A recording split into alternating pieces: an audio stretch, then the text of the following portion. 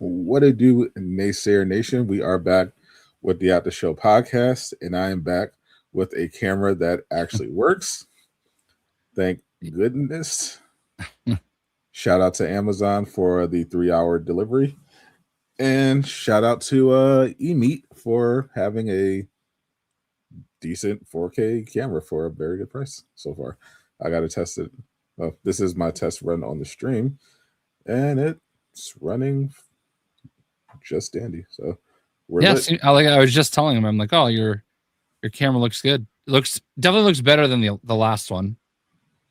Yeah, the last one was I legitimately had it since I started YouTube, which was in 2021. So definitely was due for an upgrade, and we got it. So we got another wonderful show for y'all. Shout out to the chat, yapping it away. Geo is first. Congrats, my friend. Shout out to Old Man Eastwood. Travis, hope you feel better. What's up, Gabe Bond? Guessing he got First Light and enjoyed it. Just a wild guess. What's up, Super Patrick? How you doing, my friends? Thank you for tuning in. We are, of course, live once again on YouTube and Twitch at the same damn time. Make sure you smash the like button, all that good stuff for algorithm purposes. Today's show, we got to talk about Summer Game Fest. We're just going to preview the whole week because it's a big week. We got the PlayStation State of Play on Tuesday. We got the Summer Game Fest. Jeff Keighley hosts this show on Friday. And then we have the Xbox Showcase Sunday, Jay. It's Sunday. Just so you know. We'll talk about all the latest rumors, confirmed games, and what have you. With that, I've also been watching Spider-Man Noir, which just hit Amazon a few days ago. I'm actually watching that with my wife. We're 4 episodes in, 5. Yeah, I'm like five, almost 6 episodes in. So we can give our impressions there as well. Of course, this is also the launch week of 007, and we got to talk about that because I played it, of course, and it's amazing. We also we'll talk about the sales, which were very impressive so far, and of course, it's a high-profile game releasing in the Big 2-6, which means the Culture War chuds are all over that. So we'll get into that. But first, we have to give a shout out to Ethical Hoops. Ethical Hoops have won. Wemby and the Spurs have defeated the Oklahoma City Thunder in a thrilling Game 7 victory in the Western Conference Finals. I watched every minute of it. I was on the edge of my seat, yelling and cursing a lot, and I was so happy. Generational hate watch. I was so thrilled to see the Thunder beat those floppers once and for all and cement Wemby as not only the best player in the world, but the true biological father of Chet Holmgren, who has following his 2-point 4-point 4-rebound performance in Game 7 officially had Wemby's name added to his birth certificate under father. So shout out to Wemby for being a new dad. Looking forward to seeing him go against the Knicks on a Tuesday, I believe, which is wild. Not only is it wild that how this played out, but first time the Knicks have been to the finals since 1999. And that was against the Spurs. I remember. And it was also against the Spurs. This is 100% factual, by the way. I 100% believe this. 3 years from now, we hate on the Spurs. Absolutely not. Unless they take up the mantle of flopping, I will not be hating on the Spurs in any time. I love Wemby. I've always liked San Antonio. I think they're a top class organization, and never had really any beef with them at all. I thought Tim Duncan was great. Obviously, I prefer KG, but respect the hell out of Duncan. Love Ginobili's game. Loved Tony Parker. Love Kawhi before he went Hollywood. So I have no beef with the Spurs. Think they're great. Think Wemby's amazing. Like he's going to go down as, if he's healthy, it's the greatest player of all time. Just everything about him you want in a superstar. He wears his emotions on his sleeve. He's passionate. He works hard. Extremely like he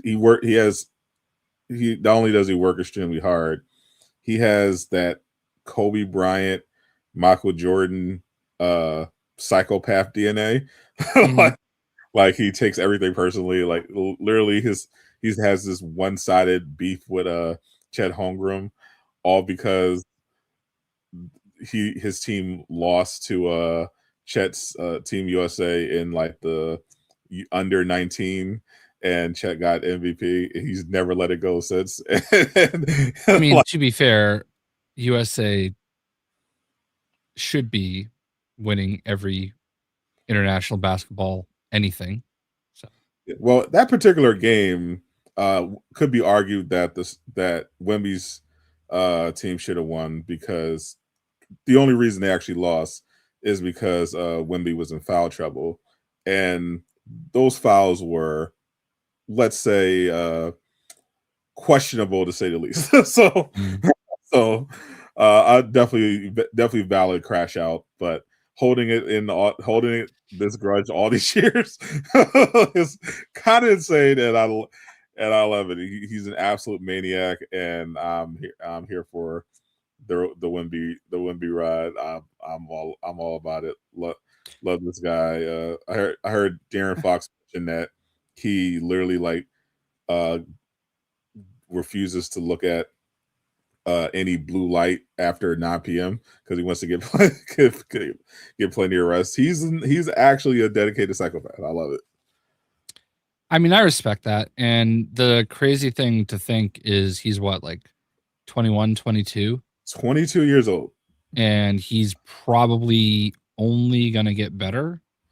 Like, I mean, he is definitely not at his peak, No, I mean, like, yeah, he's already the best defensive player in the NBA, and I can see he's got a lot to grow still offensively. Yeah, and even then, he averaged 27 points a game in his first trip to the conference finals.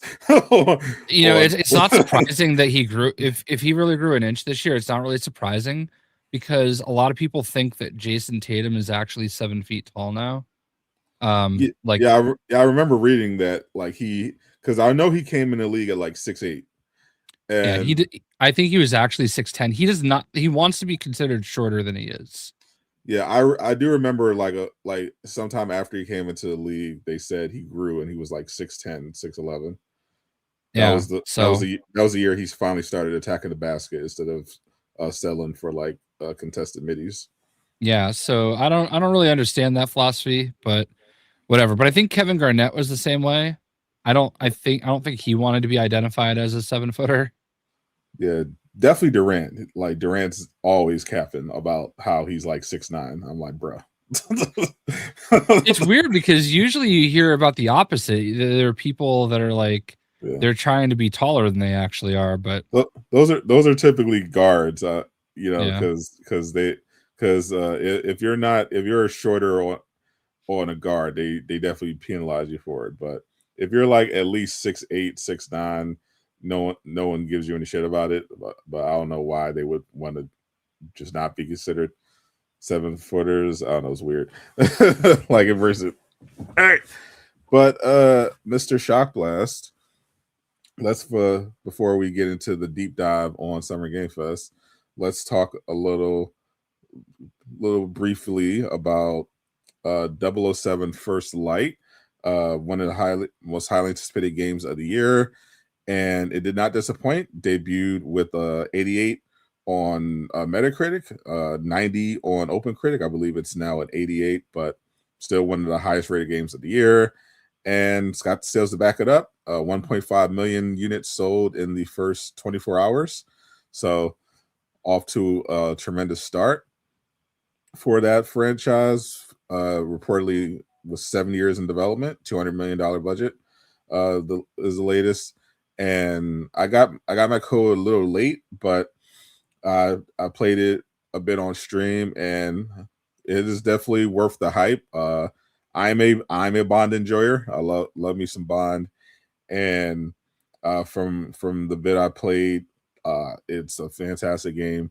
I think it's definitely going to go down as one of my favorites of the year. I thought the combat was occasionally a little clunky, but the music, the mission design, the story, all of it, just the gunplay, it just felt so. It's like a perfect blend of like Hitman, Uncharted, and Batman Arkham. It's like with with the Bond flair and aesthetic, and of course we couldn't have a great game releasing without the chuds weighing in. From the very beginning, from the first trailer, they decided for some reason to try to find a reason to hate on this game. They called the new Bond woke, like just off looking at his face, which got wildly mocked because it's like, oh, you can't be a straight white man anymore. That's woke too. Like, what are we talking about? And now they've decided to run with the narrative that it's woke because James Bond takes orders from women, which I mean he has for like 40 years, but also like I thought it was hilarious. I thought that particular talking point was hilarious because literally like a key plot point of the like that first mission is that James Bond directly disobeys orders from MI6 and just kind of does his own thing. So they didn't even play the game. they're just but we know that's what people do is they don't play anything and then they throw this big opinion out there. I obviously haven't played it. I've never watched a single James Bond movie. It's never been interesting to me. Never? I don't think I've seen any of them, no. You've never been interested in a spy action movie about a guy who shoots bad guys, fucks hot girls, and drives amazing cars? What are we talking? What? Like, I mean, I've seen little bits of stuff here and there, but like, I just never sat down and watched one. Like, it just turned into a thing where it's like, all right, well, I haven't seen any of the other ones, so I'm not going to watch this one. So it's like, whatever. Okay, well, I have to say that you have to watch Casino Royale with Daniel Craig. Okay. Like it's required viewing. Okay. I will hopefully have time to do that. You don't have to go through, all the years of Bond, various ones. Especially I mean the Sean Connery was like the consensus best Bond, but obviously many parts of those Bonds didn't let's say age well.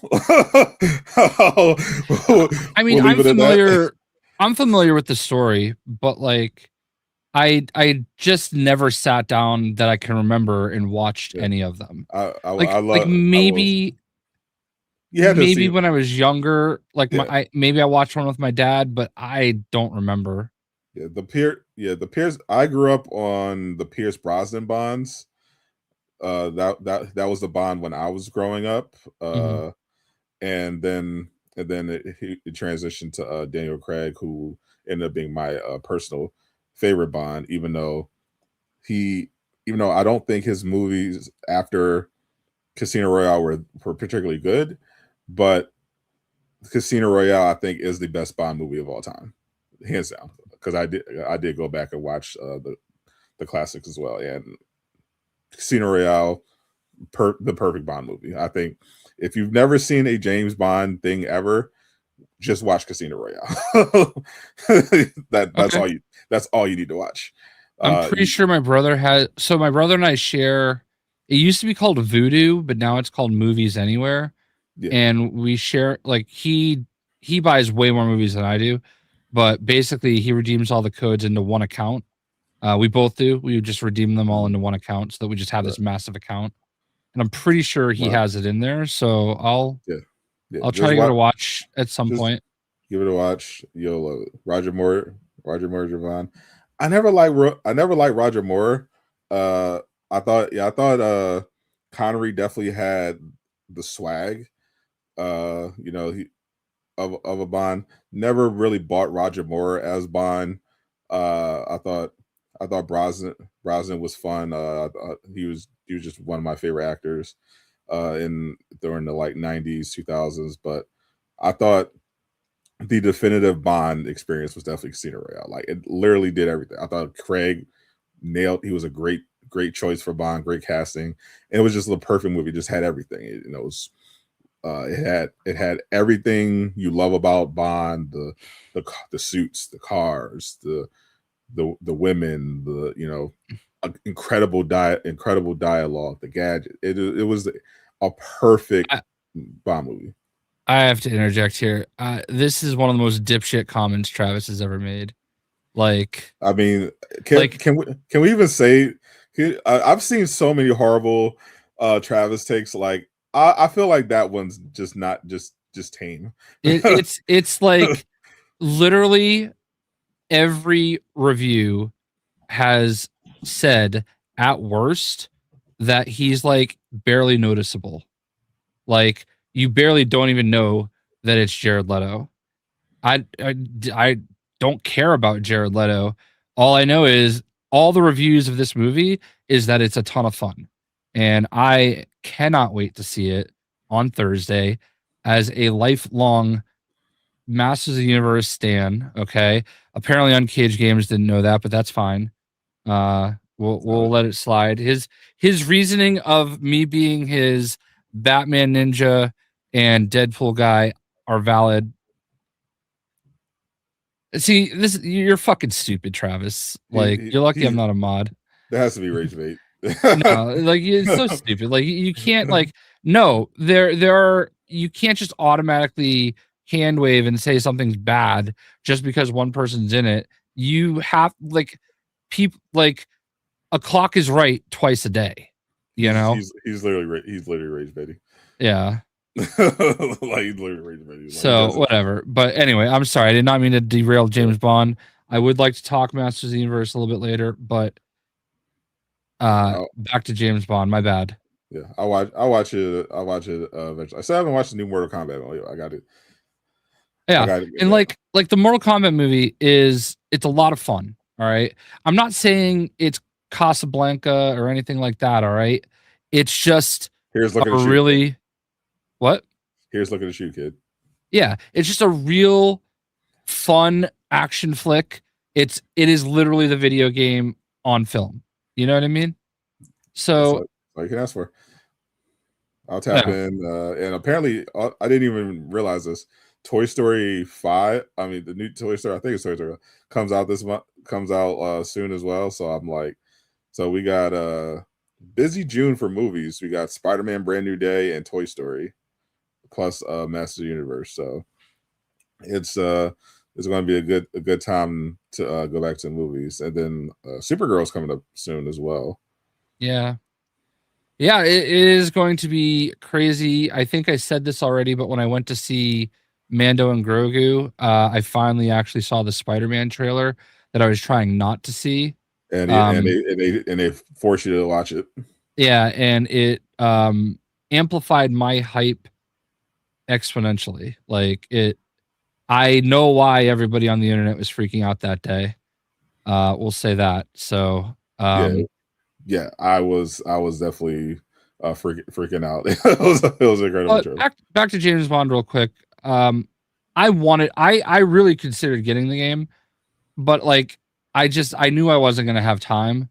It does look great. I'm really happy that where's our guy Armani? I'm sure I saw he gave you 5 super chats the other stream that I was in your ranked stream. I didn't say anything because I was walking around and doing things, but I had it running for a long time. And I saw that he gave 5 super chats talking about it.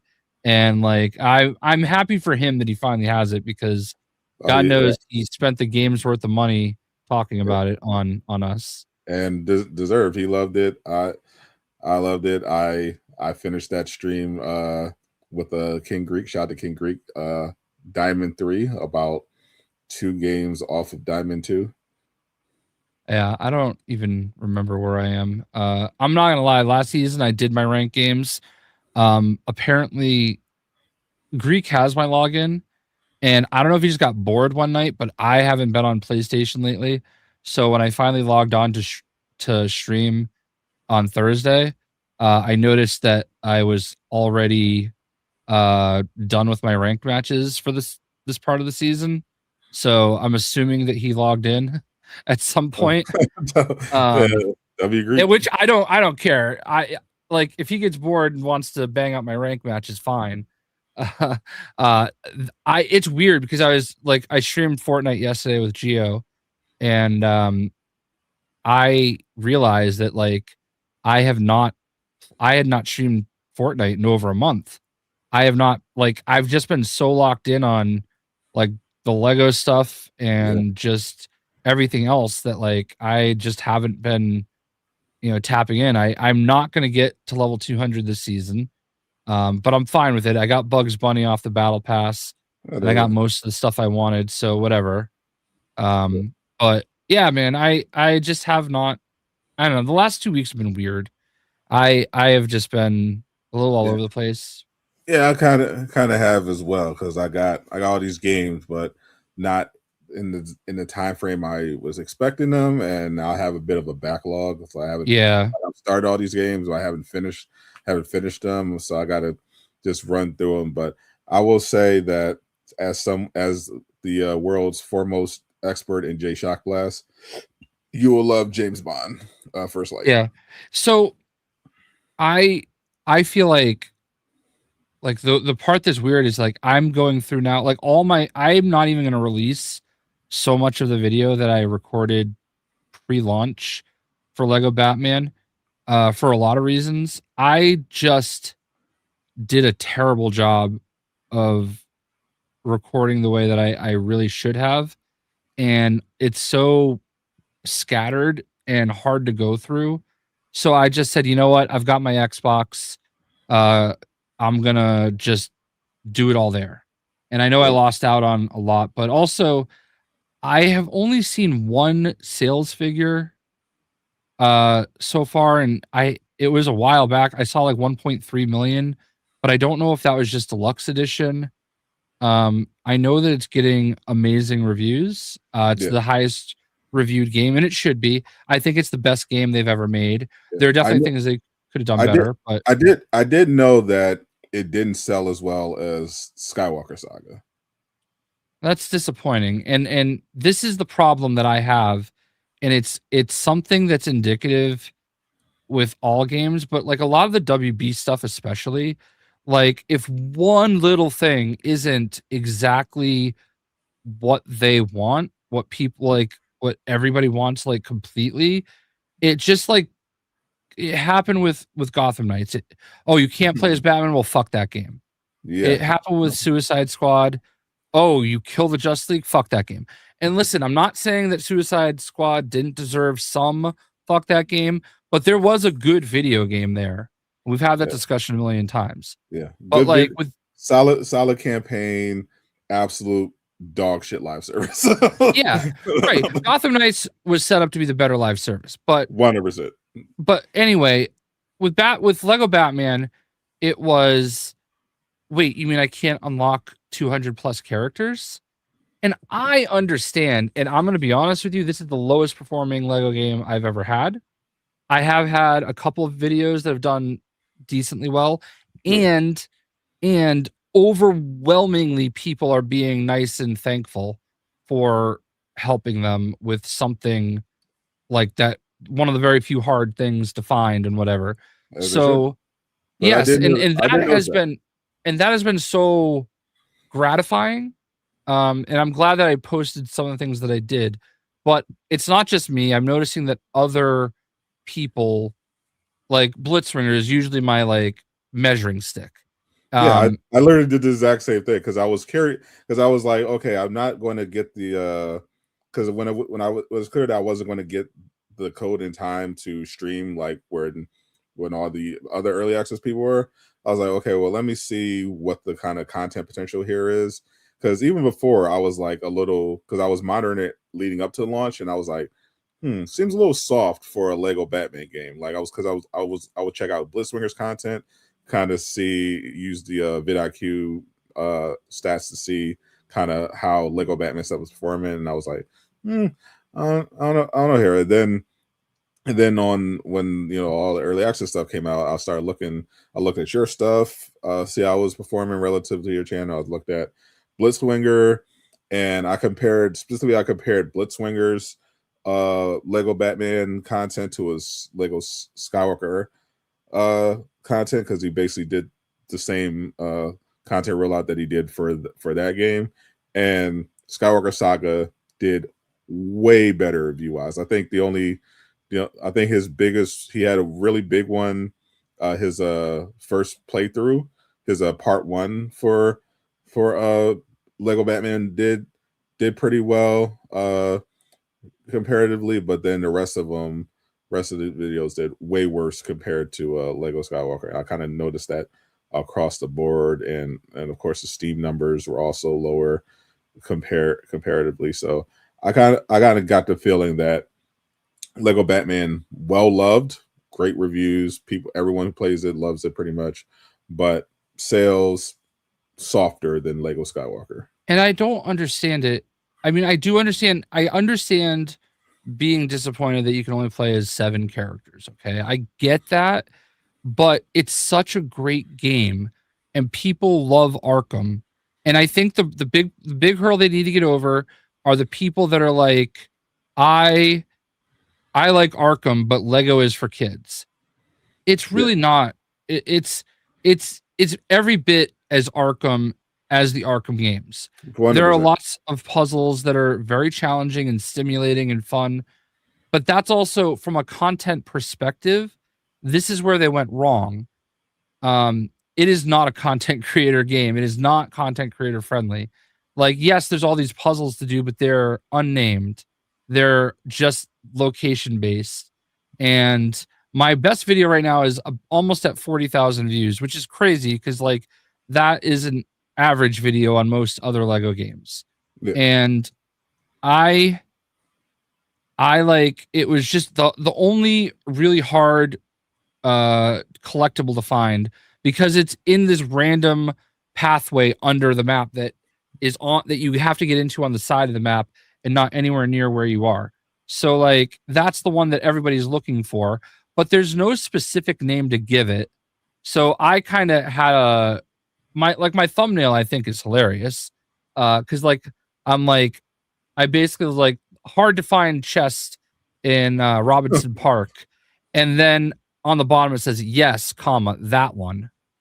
So, and people were referencing that. So, but it's like a 2.5 minute video, and it shows you exactly where to get the chest, and almost 100 comments, 99 of 100 are thank you.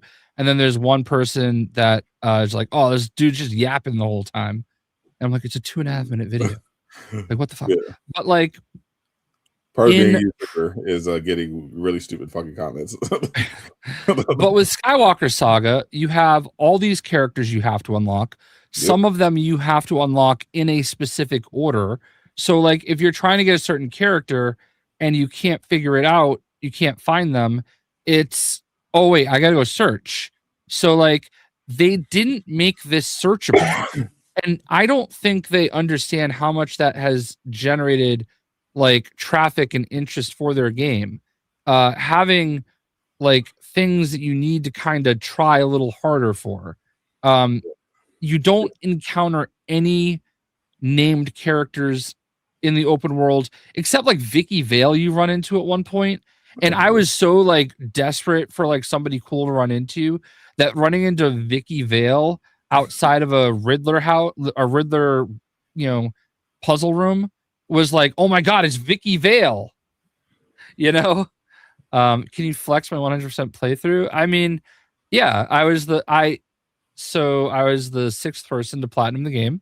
Boo. Technically not 100% though, because I have not finished the challenge mural, and I don't think I ever will. But my goat fell off. Yeah, I haven't had. There's a couple things that like I need to go do that I just don't feel like doing right now. I'm concentrating on yeah. I'll answer that in a second. I'm concentrating on getting my 100% on Xbox.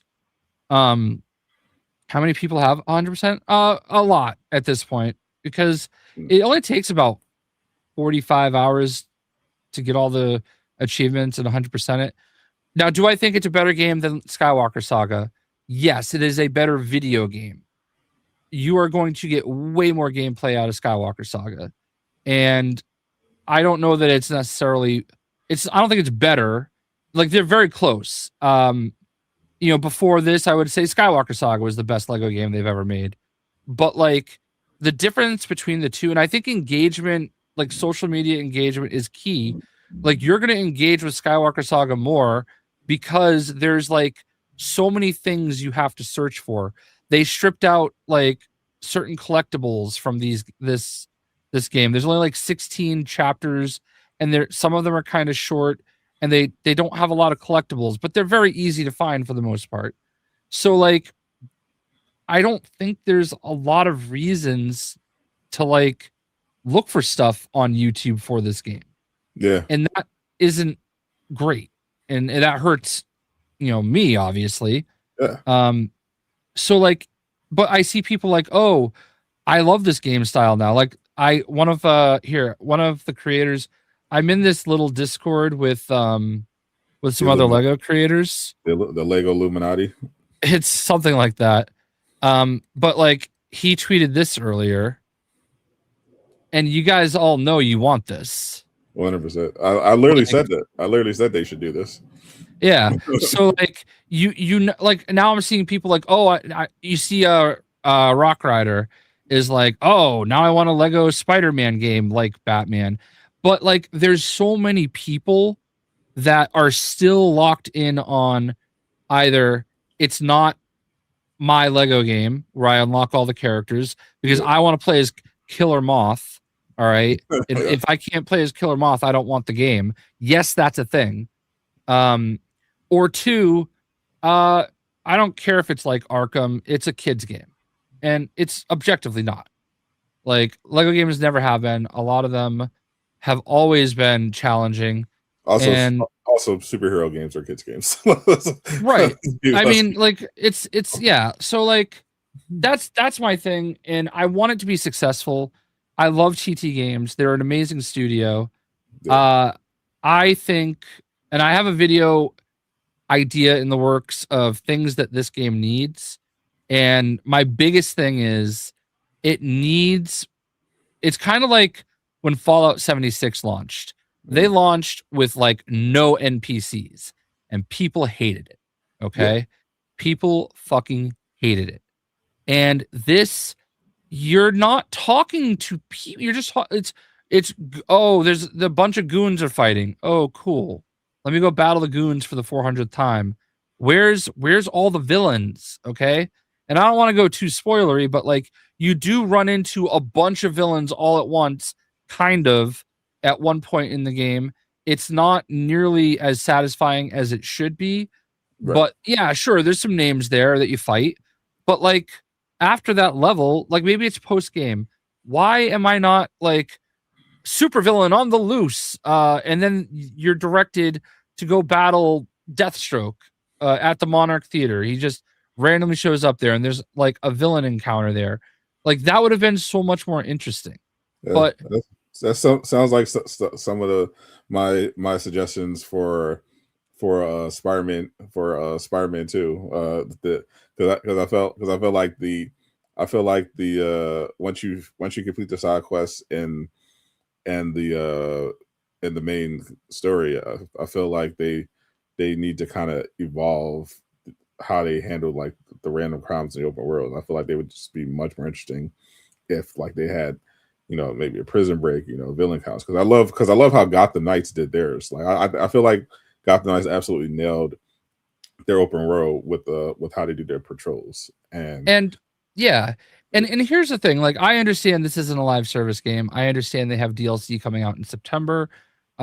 There's allegedly been some leaks on that. I don't know how true they are. My little group, one of them is a data miner, and it does seem that it's pretty legit. And it seems like it might be something to the idea that I have, because that DLC is going to have you're going to play as Joker and Harley Quinn. It has something called Chaos Mode or something like that. So I don't know 100% what that is. But like, apparently there's like a lot of villains named in it.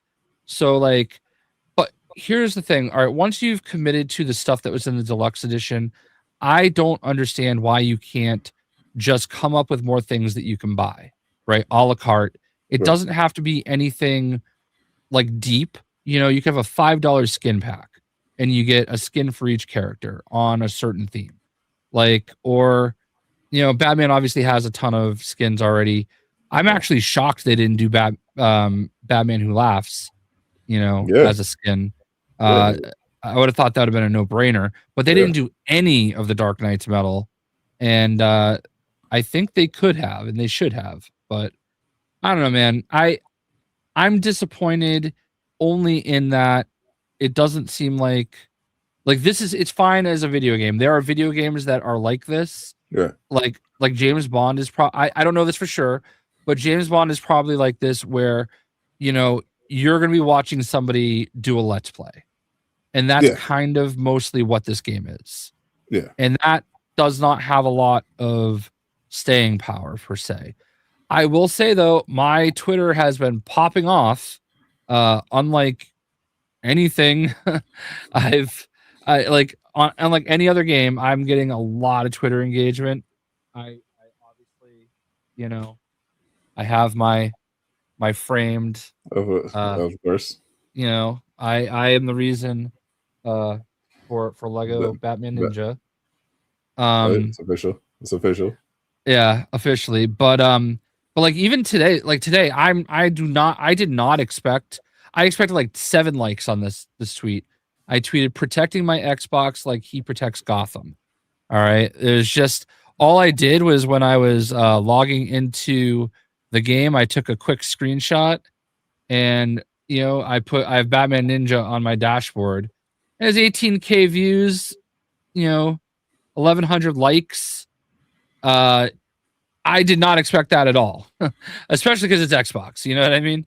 Yeah. Just didn't it? But for some reason, like, it's getting so much engagement, and it's weird. Yeah. I didn't expect that. So. Yeah, I don't even know what the online mode in Bond is for. I was just playing on the stream, and I was just like, oh, it was like a server disconnect. I was like, wait, why is this? Like, I'm just playing a single player, but why are there servers? I don't know. So if they do have a multiplayer mode, that could be some kind of online mode that could be interesting. I'll look into it. But yeah, I got to finish Lego Batman. I think I'm gonna finish. I think I'm gonna do mixtape first, then I'm gonna finish James Bond, and then I'm gonna do Lego Batman, and I'm gonna try to have that. I'm gonna try to have that done at some point. There's gonna be a fairly busy week for me. I haven't played much this weekend because just been mentally preparing for Summer Game Fest season, which will give Jay another reason to play Fortnite, because one of the confirms reveals for Summer Game Fest is the new Fortnite trailer for the next season. I'm actually very annoyed by this. Like, this is, I'm starting to regret going. Like, I don't know. I haven't heard about the Xbox thing, which is the main reason I was going to go, is because I thought I was going to get in. Now I don't know if I am. I'll Xbox thing. Yeah, I'll reach out. I'm gonna reach out tomorrow, but and just see if I missed something or whatever. If I don't get in, it's not the end of the world, but it would have been nice. But Gio, stop. I don't need you to record gameplay for me. I'm annoyed that it makes sense that they're doing it, but I'm just annoyed that it's all starting like right after Summer Game Fest ends because I can't do it. Like I'm not going to be home until Tuesday. So I'll be home, but I'll probably not play it unless it's something. Yeah. And you know what I'm also worried about? I'm also worried about, Masters of the Universe comes out on Thursday. Skeletor has literally been the number one skin I've wanted in this game, even over Batman Ninja for ages. And I just have this feeling it's going to come out like Friday. You know what I mean? And I'm gonna be so pissed if that happens. Because imagine me not being able to play it when it finally comes out because I'm like 3,000 miles away. So I hope it works out for you. I'll ask John Fortnite if he can delay it for you. I don't think that's gonna work. So not because of you, but full steam ahead. But I am excited for Summer Game Fest. I just got my ticket. Yeah, I got my annual email from Jeff Keighley asking me to sign up for co-streaming. So I'll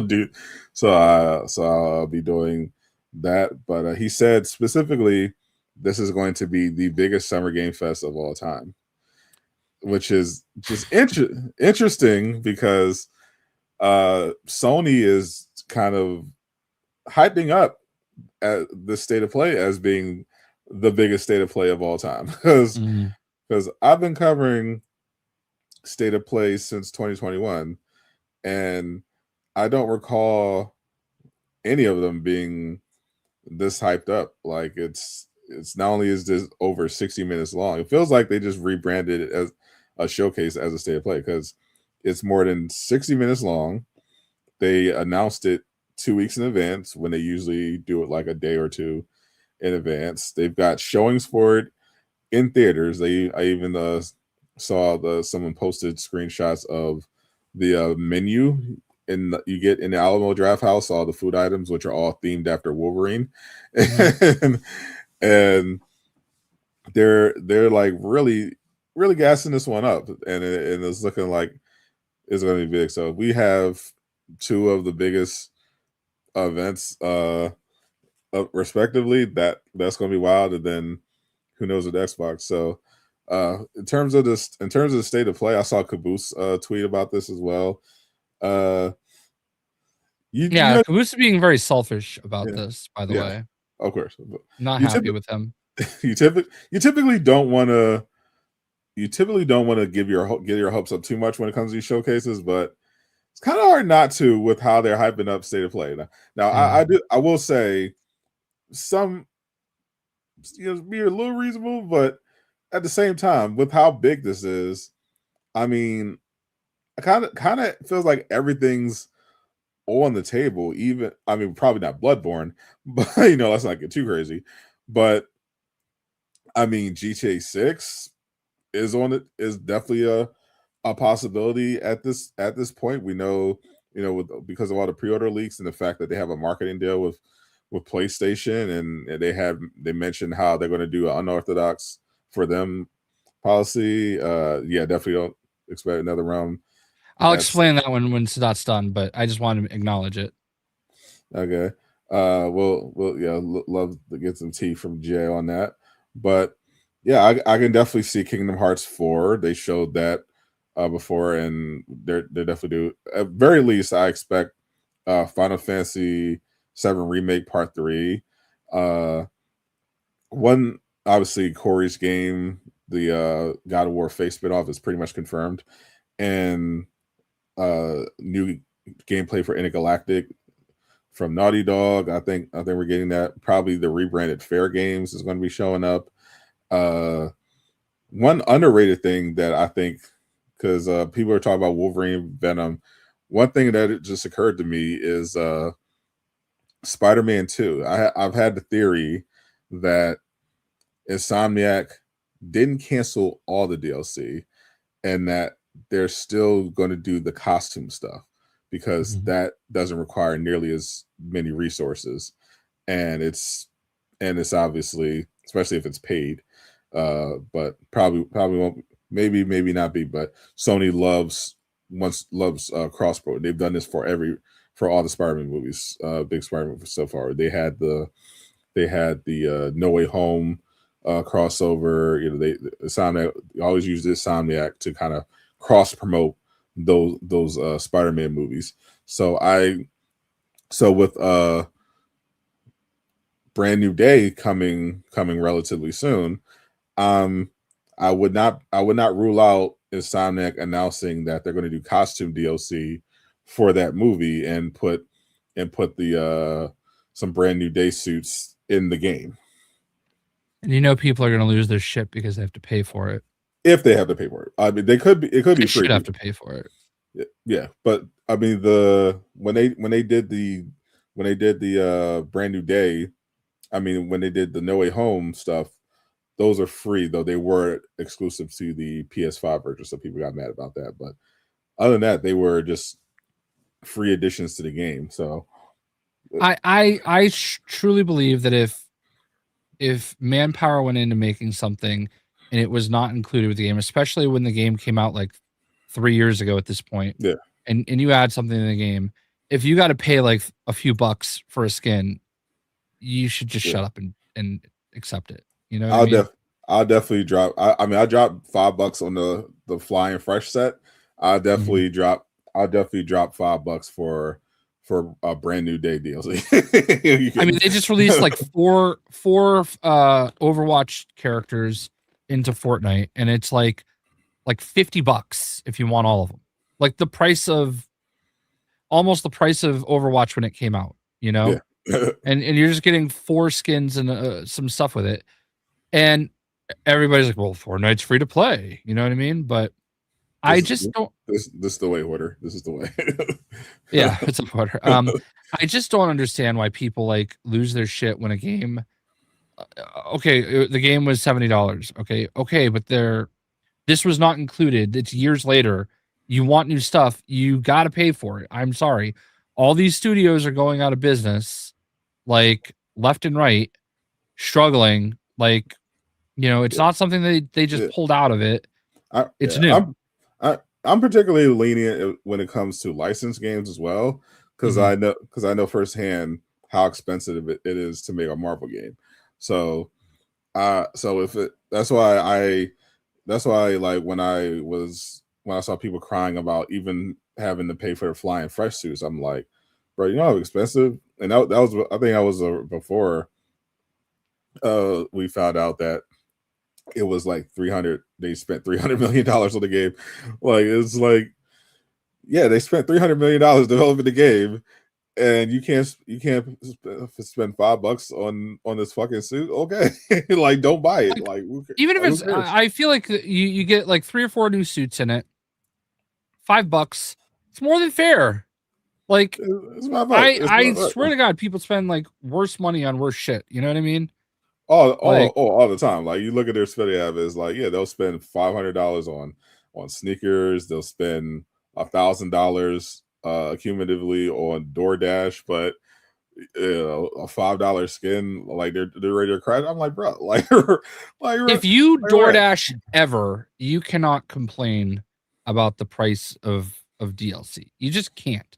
Like, I mean, I'm sorry. I've DoorDashed like 4 times in my life, and I was always like thousands of miles from home. Like, I think when we used Uber Eats for the first time ever in Germany. And that's because we had no idea where to go, and Uncaged Games and Alan from WB insisted that chicken nuggets from McDonald's in Germany were life-changing, and they weren't wrong. So yeah, I don't do. Yeah, DoorDash is too expensive for my blood, though. I will admit I have spent way more than I should have on Uber Eats, but I use Instacart because I look like going to a grocery store. So I'll tell you what, I've been with my wife. I think we've been together for, I think this is gonna be 11 years coming up, and she has me so conditioned on not paying to have stuff delivered that like a week ago we had Jersey Mike's delivered, and I'm like, oh, is it free right now? And she goes, no, it's like $3. I'm like, and you're gonna let us get it? Like, I've been like so busy. I've been neglecting cooking dinner. I'm the cook of the house. Um, like, and so we've just been just trying to get through this stretch where we've both been insanely busy. And yeah, I was shocked when she let us like get something that did not have free delivery. Like, so I, if we need something, we just go get it, come back. And I understand that like people, it's different for people in the city and stuff like that. But like, I don't know, man. It's just weird and foreign to me to like DoorDash as often as I see people do. You know what I mean?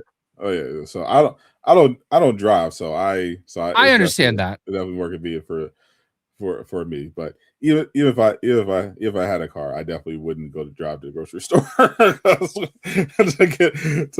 Well, I'm not even talking about just the grocery. I like going to the grocery store. That's another battle for another day. But I have to see, like, even when we like, she gets mad at me because she has her list, and her list is based on what's on sale and the coupons that she has.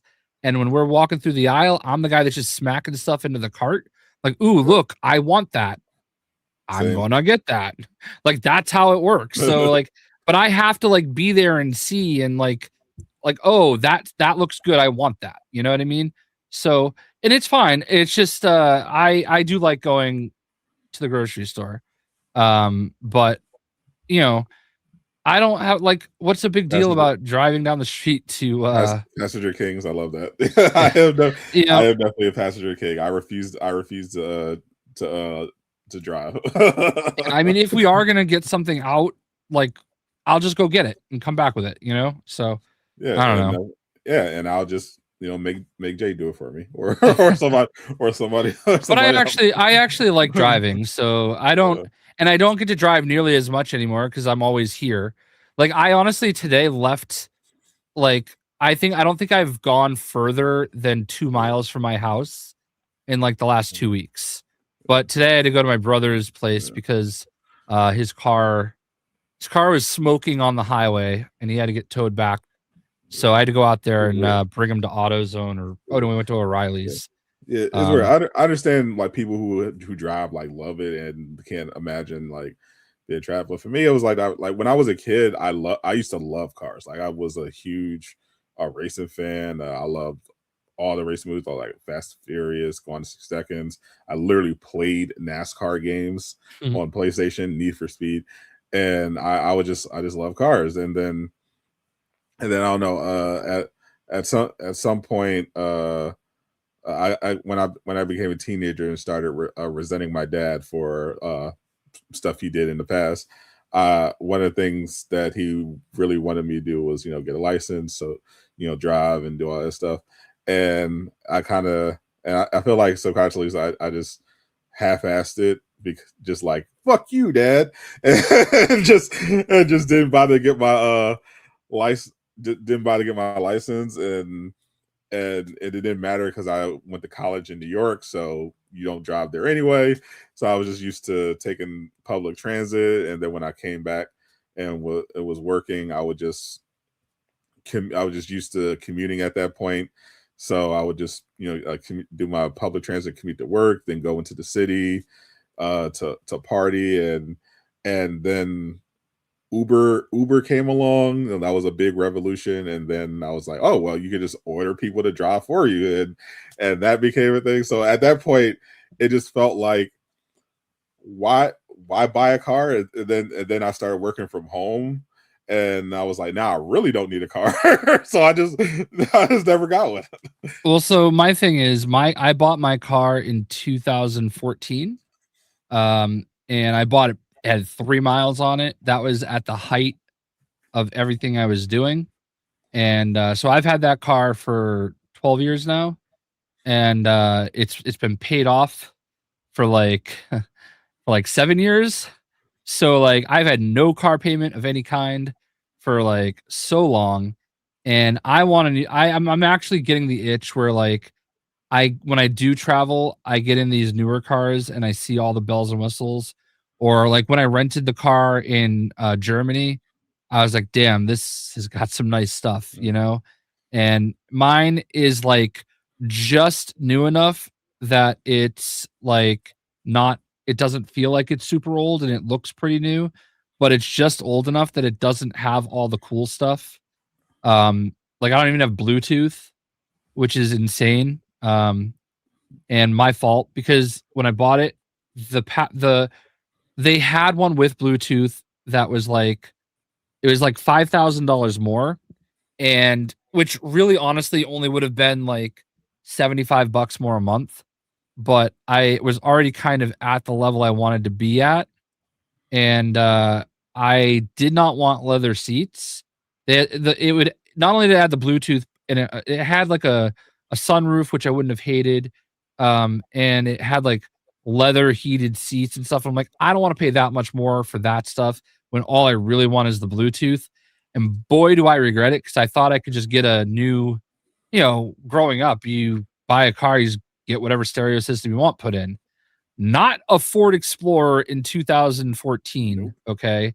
Because, and I wish I knew this, my cousin is a mechanic and he worked for Ford for like 30 years. Like he told me immediately that this was legit. Apparently, in order to change out the radio in my car, you have to remove the entire dashboard and everything else along that row and then put something new in and then put it all back together. It is a massive job. And I just understood that I would forever have to tether my phone to a little aux cable. Well, Jay, you really blew that job. Yeah. Eastwood, Eastwood, you paid for your last 3 cars in cash. What are you, a drug dealer? Nice. I mean, I put a lot down on that car, but I don't even want to get into the situation. I actually traded multiple cars in towards the car that I have now. One of them I had just bought a year prior and had like my AC blew out on it like 4 times, and they kept promising me they would it's really gonna be fixed this time. I think I spent more time without that car than with it, getting warranty work on it. And like then I had another situation that I don't really want to get into, but I had to trade both of those cars in and rolled it over into this one. And I don't know how all the stuff worked out, but needless to say, I bought it was like a $40,000 car when I got $40,000 car when I got it. So whatever. Yeah. Appreciate you, Captain. Hope you're feeling better. I actually bought him the physical edition of Lego Batman, and I saw that. And I thought that was awesome. Yeah, I was like, I felt like if Travis was playing Lego Batman, Captain definitely needed to. That's valid. That is valid. It was only right. I have to tell you this, man. I hate it when people like I don't mind being generous. I like being generous. I will not be generous if I have no idea who you are and you send me a Twitter DM with this huge long sob story begging for me to buy you a video game. Yeah. I had like multiple people do that. And it ended up in my like spam, so I didn't like see it for a few days. But one person in particular gave me this huge story, and I'm like, what the fuck? Number one, like, how many people are you sending this message to? Number two, why do you think I should have to buy you a video game? I don't know who you are. You've never interacted with me. Like, yeah, that's a crazy thing. Like, you at least would think like you would like kind of seed the ask by like engaging with their tweets, liking some stuff, popping in their stream if they're a content creator, being engaging, and then trying to spring the big ass. But no, they're just okay. Just like, oh, I'm just gonna copy pasta this and see if someone is sucker enough to fall for it. Yeah, listen, man, I'm not rich by any stretch. You know, we have the money bags jokes. Yeah. If I can do something for somebody, I'll do it the best I can.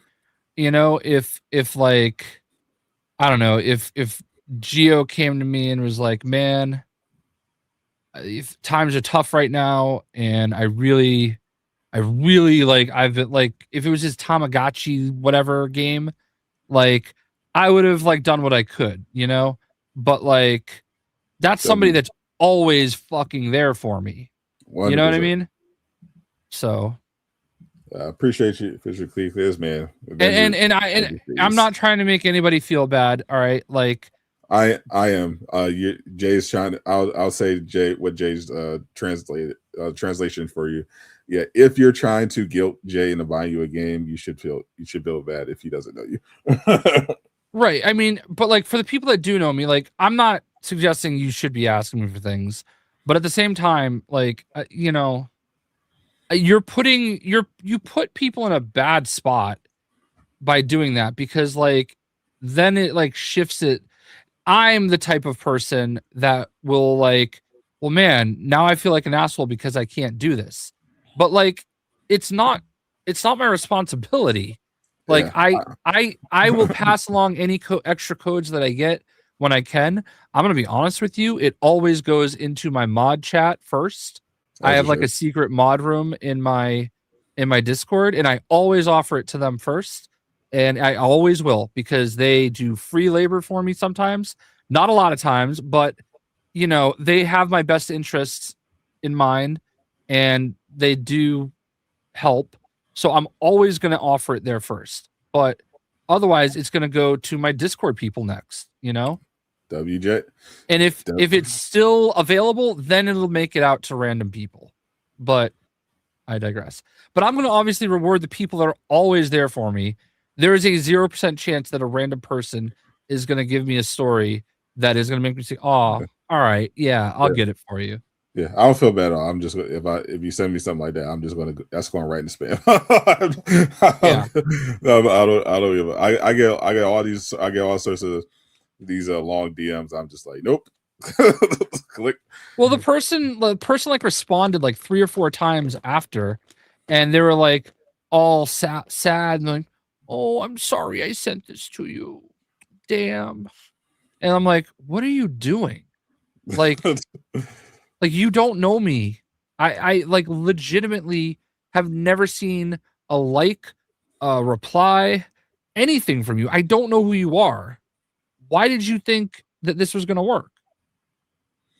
Yeah. So I don't know. Like Capte, like he's like one of my longest tenured supporters. Like, no, Capte is a real one for sure. Yeah, so I was like, yeah, so I had the means. So I was like, yeah, I think so far I just realized so far I bought Capte a PS5, Spider-Man 2, and Lego Batman. That's awesome. And I've definitely done stuff for people too. I just, you know, there's times when you can and times when you can't. And like, I don't like, if somebody is going to, like, even if you're somebody that is like one of my most loyal people, like I really need to feel like, damn, this is something that is going to mean the world to them, and they're not going to be able to do this on their own, you know? And I just like to spread the wealth around a little socialism, like you know, if someone I know is streaming, you know, I'll give them a Prime sub, give them a gift, give them some gift subs, you know, just to you know, show a little support. Yeah, and if I was in a better position, like, then sure, I would be more likely to do it. But like, I don't know, man. I've been scraping by the last few years, and I'm not. I know you saw the tweet I made earlier. Somebody left me like a really nice comment. Really nice. But actually, I did send Gio a package. I wasn't gonna make a big deal about it, but you know, I actually sent Gio my last Thor plushie. Oh, I love my Thor plushie. I knew when I realized I only had one left, I knew that there was only one person that needed to have it, and it was him. I know I know that Free Willy has an extra one that I'm trying to get my hands on at some point, but it was under the guise of I had like these cards made that were like, oh, JayShockblast at PAX East 2017. And I still have like a bunch of them. But like I was showing it on stream and Gio saw it and he's like, and like if anybody ever wants one of these, I could just send it to you. And that was like my in to finally be able to send him the plushie. So cool. Yeah, so Jay had some tea about NetherRealm. Oh, okay, yeah. Mr. I do believe that Injustice 3 is obviously the next game. Yep. But I do not think it's going to be. I think if we're going to get anything, it's going to be at the Game Awards, or maybe they'll do it at Gamescom again. They seem to like doing Gamescom. But I thought that was more because TT is in England, and it was probably easier. I think that's a Video Game Awards thing, and the reason why is because he was in the board meeting. Nobody told me this, but when we were in LA for the Lego Batman event, right? Obviously I'm talking to Caboose and Uncaged. I'm like, hey, are you guys? I'm trying to figure out who else is going to Summer Game Fest. Right. And I'm like, are you guys going to Summer Game Fest? And they're like, no. If there was going to be an Injustice 3 announcement, I would think they would have been going. Like even if they were paying themselves. But that's actually a good point. I know they would have also been invited. I know that I would have been invited. Not necessarily like I probably had to pay my own way, but I would have had like an invite like to something W related. And I could be wrong. It could happen. But for sure.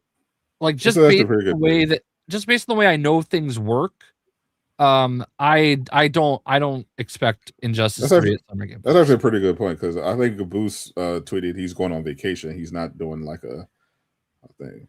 And you know what? Maybe that's a cover. I don't know. Because I will say that we were in Paris at the same time, like unbeknownst to each other. And we were asked not to like really show that we were in Paris because at first they were like, no, it's cool, whatever. But then when they realized we were both there, they're like, actually, on second thought, I know it's very, very random and possibly not even a possibility, but I don't want people to see that Jay and Caboose are both in Paris at the same time and start trying to like work out what's going on. So basically, Injustice 3 confirmed. Okay. Or Summer Game Fest. Well, no. That was when we were in Paris for Gamescom for Lego Batman's reveal. No, I'm talking about because I'm thinking of Caboose is on vacation. Maybe that is cool. Maybe it is. I haven't talked. I literally, other than a couple tweets back and forth, I haven't talked to him since then. So, maybe. But as of then, and I think they would have probably known then.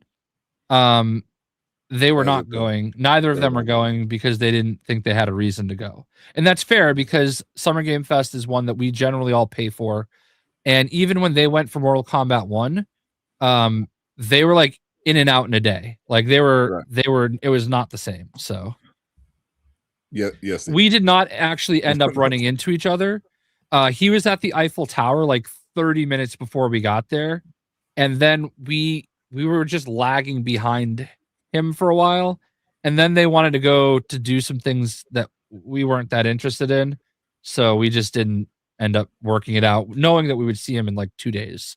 So it's either at Summer Game Fest, Gamescom, or the Game Awards. I believe just my general knowledge of how they do things, if we're gonna get an announcement at one of these events, it's going to be the Video Game Awards. But they might just do it on their own. Would it be the State of Play? I doubt it. I don't think so. Have they ever done something at like a reveal at a PlayStation event? I don't think so. I don't think so. I mean, it could be. Caboose is excited for summer game or for State of Play because Wolverine. Yeah, of course. So as we all are. Yeah. So like I don't think so. I don't think so. Yeah, probably right. Appreciate the 5, Armani. Yeah, Rise of Hydra, I think, could definitely be either a State of Play or a Summer Game Fest thing. It's weird to think that they might be competing for things, though. You know what I mean? That's also true. Jay is an awesome person. Streams when he can. Yes, he does. Shout out to David. Yeah, I think. Yeah, I'm leaning towards some. I feel like WB typically does these type, at least for NetherRealm. They either have their own presentation at their own thing, or they're like at a Jeff Keighley event. Well, I'll put it to you this way: for Mortal Kombat 11, they had a literal reveal event in LA that I got to go to. All right, so they had this big event for Mortal Kombat 11 where they revealed it there. Mortal Kombat 1, I believe they revealed at the Game Award at Summer Game Fest. Yeah. So those are NetherRealm's last 2 games. I don't know what they did with anything before that. But I feel like they're Jeff Keighley people. Yeah, they feel like that feels like the bit. I mean, Lego Star Wars, I believe, was kind of COVID era, so it's not really the same. And obviously Gamescom is Jeff Keighley, right? That's also that's also he handles that. So yeah. But I think Mortal Kombat 1 got revealed at Summer Game Fest because I ran into Ed Boon walking in, and we all kind of knew it was going to happen. But and then after Ed Boon walked in, Uncaged, Caboose, and Unruly walked up on me like 3 minutes later. They're like, we're trying to find where you were because we had just saw your tweet with Ed. So yeah, I'm like, yeah, he's inside already. So no Diddy. But yeah, so I don't think State of Play. But I mean, I think all of these things are. It's going to be a good week for gaming. I mean, and everybody's really, really playing it up. I mean, obviously Xbox is excited about their E-Day Direct, but they're saying there's going to be lots of good stuff during their showcase. Yeah, for Xbox. Sadly, we didn't talk about it because it didn't happen yet. But Fable delayed officially to 2027. I'm in a way glad. Yeah, it's not bad. I think a lot of people are like clearing out just because of it's going to be really packed like the latter half of the year. Like you're gonna like Wolverine. Appreciate the 5. Yeah, you're gonna have Wolverine, and Phantom Blade Zero in September. Literally within a week of each other. Literally a week of each other, and then you're gonna have GTA 6 dropping in November. like if there was a Rise of Hydra, it would like probably be December at this point if it is going to still come out this year. So yeah, it makes sense for Fable to just but like we're just going to take some time to polish it while we're at it, but kind of push it out so it can kind of have its own time frame to cook without all the stuff. Yeah, I just realized that I never put the Wolverine in a cabinet, and now it's a good prop to have there still. Perfect prop. Yeah, Wolverine is going to be huge. I also still haven't had my inspection on my my new electric panel, so like I still have this random ass shelf sitting there, and it's annoying me.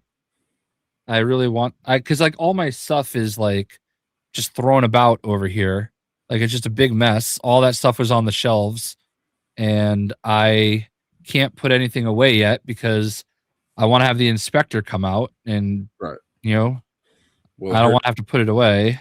I don't think GTA 6 will have really any impact on Wolverine sales because Insomniac games typically sell the most do a big chunk of sales in like the first few months. And I think the fact that they're releasing in September kind of secures their bag when it comes to that stuff. Like they're going to have most of September for sales. And if you remember Spider-Man 2, they sold like 5 million, I think it was the first month. So they're going to have most of September, and then they're going to have all of October, and then they're also going to have most of November, because GTA 6, assuming it doesn't get delayed, is the end of November. So Wolverine releasing in September basically means they're going to have like almost 3 months worth of sales at that point. So I'm not worried about Wolverine. Appreciate the 5 Armani. Realize Captain America soundtrack, Hydra. I think that's definitely getting pushed to 2027 almost. Like I'm optimistic. I'm hopeful that it gets a reveal at the very least. Some gameplay, even if it's delayed to 2027, I don't care, as long as. But at this point, they have to. I think even whether they delay it or release it later this year, I think at this point, Rise of Hydra has to drop a trailer. Like it's getting kind of ridiculous. Yeah, they gotta say something, man. It's really weird at this point. Yeah, like I understand going radio silent until you have something to say, but I don't know, just a hey, we still exist would be nice. Yeah, because at this point, most people think it's canceled. like not even delayed. Most people just think it's canceled, because even games that because this was a game that was like scheduled to release like at these certain points, and for other games we've had gameplay at the very least by then, even if we just had a release window rather than a specific date, and they just have not shown any gameplay like like at all. Like we don't have any actual gameplay. Only gameplay we have was the leaked stuff that came out, and it was from like a dev build 3 years ago. So they have to show something, even if they're announcing a delay to 2027. They have to show gameplay. like they freaking have to. Iron Man is another good thing. I think I mentioned that in my preview video. I think we could see Iron Man this week, because that's another game that we never got a trailer for. Like even the Black Panther game got a teaser, but Iron Man was, you remember, announced in 2022. That was a while. That was a long time ago. And just like one still image. Yeah, one still image. But they had reportedly also undergone playtesting, so it was like relatively advanced. I remember Jeff Grubb, when he leaked it, mentioned that he heard that it was like aiming for 2025 at the earliest. But then we heard from Insider Gaming that it might have been internally delayed a little bit, because the studio Motive was forced to work on Battlefield 6, to please JayShockblast. And ironically, a game that I barely played. And it did. So it was kind of a waste. Yeah, that breaks my. I tried logging into Battlefield 6 the other day, and I did not get past the main screen. Yeah, I wish I had inside info on Rise of Hydra. Unfortunately, I don't have anything other than my own journalistic speculation, because I've been following it closely, and the timeline lines up, like because I'm now that I'm like kind of in the gaming sphere, I kind of I understand like the marketing cycles of these games. And so when it gets to a certain time of the year, I'm like, okay, this game, Rise of Hydra in this instance, okay, if they want to release it, this is pretty much the time they have left, because they have to account for a marketing runway. So I think yeah. I just thought of something. You know, there's going to be side plates for Wolverine. There's going to be a controller. Yes, there are. Like there's so I keep So for whatever reason, Reddit doesn't work that great. It's one of those few sites that just randomly doesn't work sometimes. So I haven't gone to the gaming leaks as often as I used to. So I'm looking at, I'm aware. I'm looking at it now, and somebody had said a day ago, Marvel's Wolverine pre-orders open up right after State of Play, and that just like set the light bulb off in my head. Oh my god! I actually was looking on eBay for like side plates the other day because like my plain white ones are bothering me. Yeah. And I wanted to see if since Ghost of Yotei had been out for a while, if those side plates had gone down in price, and they really haven't. Actually, they're still really expensive, and not only because it's been out for a while, but because like people were kind of, the internet about it. So I was kind of hoping maybe there wasn't as positive a reaction, and now I think I might just wait to see if they have those. Absolutely, definitely. And this time I'll make sure I order the right ones. That's appreciate the 5. When is Black Flag remake? July something.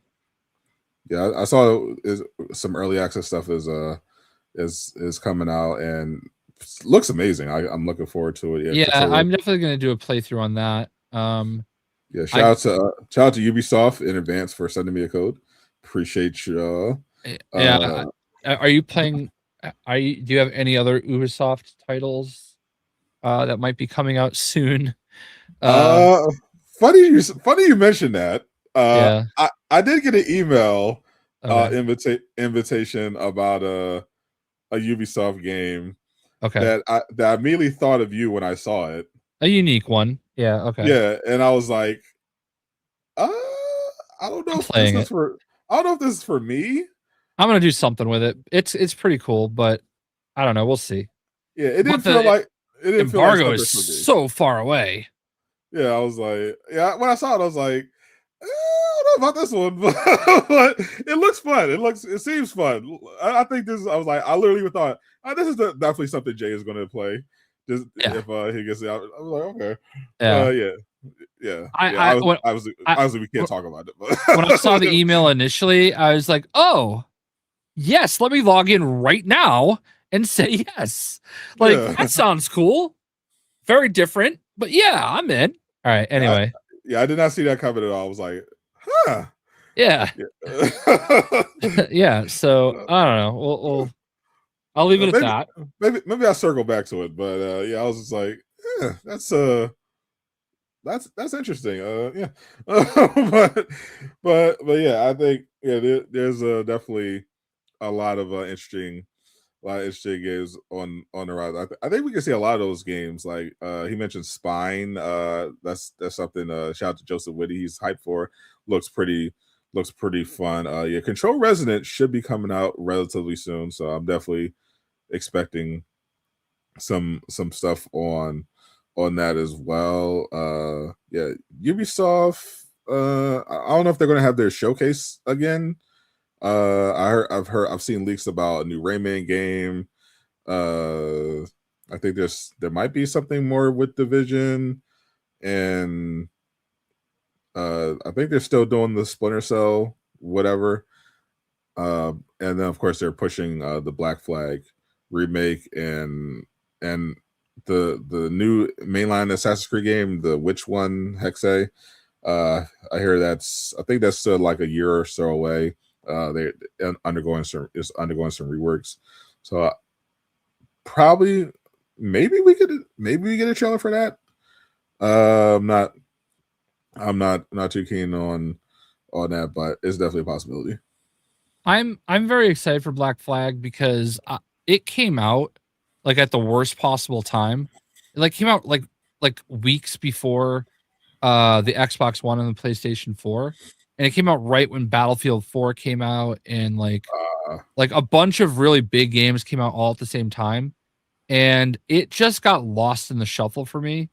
And I had the collector's edition and everything, but I just never really played through it. And when I finally did, I got to this one spot, and it was a stealth mission in the woods, and it sucked. It was awful. It's one of the worst missions I've ever played. And I just got to this point where I couldn't get past. Like there was like 5 guards, and it was like in this narrow passageway, and I just couldn't get through it. And then like years later, everybody's always like, "Oh, it's the best Assassin's Creed ever." I'm like, you know what? Fine, I'm gonna finally go back and try to start over and play through it. And I got to the exact same spot, and it was the same thing. And I'm like, "Fuck this game!" And like, and this is after playing Origins. This is after playing Odyssey, Valhalla, but before Shadows. And so like the new control scheme I think is so perfect. And going back to the old control scheme and the way it was so clunky, and it was not ideal. So I'm hoping that like this being upgraded and modernized is what I need. Like I need it badly. Yeah, I think it's going to be pretty good. Yeah. Oh, appreciate Armani. How I don't know how canonically fast either Wolverine or Spider-Man are. I do know Spider-Man in the comics is way faster than Wolverine. Like Spider-Man is literally superhuman, but Wolverine. Well, I mean, technically Wolverine is superhuman too. He's a mutant. So he has the healing factor, but in terms of like, super strength, super speed, doesn't have that. He's got the adamantium skeleton, so he's pretty. So he's got some advantages there, but comic Spider-Man is like lifting buildings and dodging bullets. Like it's levels to this. It's levels to this. Wolverine would get washed in that sort of encounter. But from the gameplay I've seen of Wolverine, he moves pretty well. I'm looking forward to seeing. I hope they do a full. My assumption is that they're going to do a full mission reveal like they did for Spider-Man 2. Because we already got the reveal trailer for Wolverine. We already got the little mini gameplay trailer. So like naturally the next thing would be like a full mission deep dive like they did for their previous game. So I'm expecting like 12 minutes gameplay showcase for Wolverine, followed by pre-order announcements, which is going to be absolutely peak. I can't wait. Again, obviously there's a lot of Wolverine gameplay on YouTube somehow. Not taken down by Sony for that got leaked from the playable build that people got off of PC when it got hacked. That was awful for them. But yeah, I'm very excited for it for sure. Yeah, well, I don't know, man. I don't know what to expect. I think this is going to be a deep because it's like an hour presentation, right? More than 60 minutes. Yeah. So like, it seems like they're going to be. I know they're leading off with it. Yeah. How long do you think they spend on just Wolverine? I think at least 20 minutes. That's kind of where I'm at. Yeah. Maybe. Yeah. Maybe because I think it's going to be 12 minutes of gameplay, and maybe some like extra yapping, maybe some behind the scenes stuff. But if it's just gameplay, I think they might also do the pre-order stuff. So I think it's possible like we get like 12 minutes of gameplay, and then they do some talking about the making of it, maybe show off some costumes, and then maybe they do a pre-order announcement and show what's coming in the pre-order, collector's edition, the controller, the plates, all that good stuff. So I guess I'm gonna get the controller, the plates. We're gonna do it all. As you should. Yeah. So I think all in all, it could easily total like 20 minutes of the 15 to 20 minutes of the potentially 80 to 90-minute runtime. Yeah, that makes sense. Obviously we'll all be co-streaming it. as we should. I'm very interested because they are definitely going like all in on like this being such a big thing. So I am very curious to see what else they do. Yeah, I want to Draft House 1. Yeah. Speaking of Uncharted, I do think I have heard, grain of salt, I have heard maybe potentially Naughty Dog, in addition to intergalactic gameplay, because we know that for sure they did a demo for that. Sony actually made them crunch to do a demo for intergalactic, so they can present it to the executives. So I think that demo, based on the timing, is what they're going to show at the state of play. But they also had also another single player Naughty Dog game in development, and I've heard it's an Uncharted game, a new Uncharted, and I think they could announce it here. I think that's definitely on the table. Makes sense. So Jeff just announced a new game that is going to be at Summer Game Fest, and it looks interesting.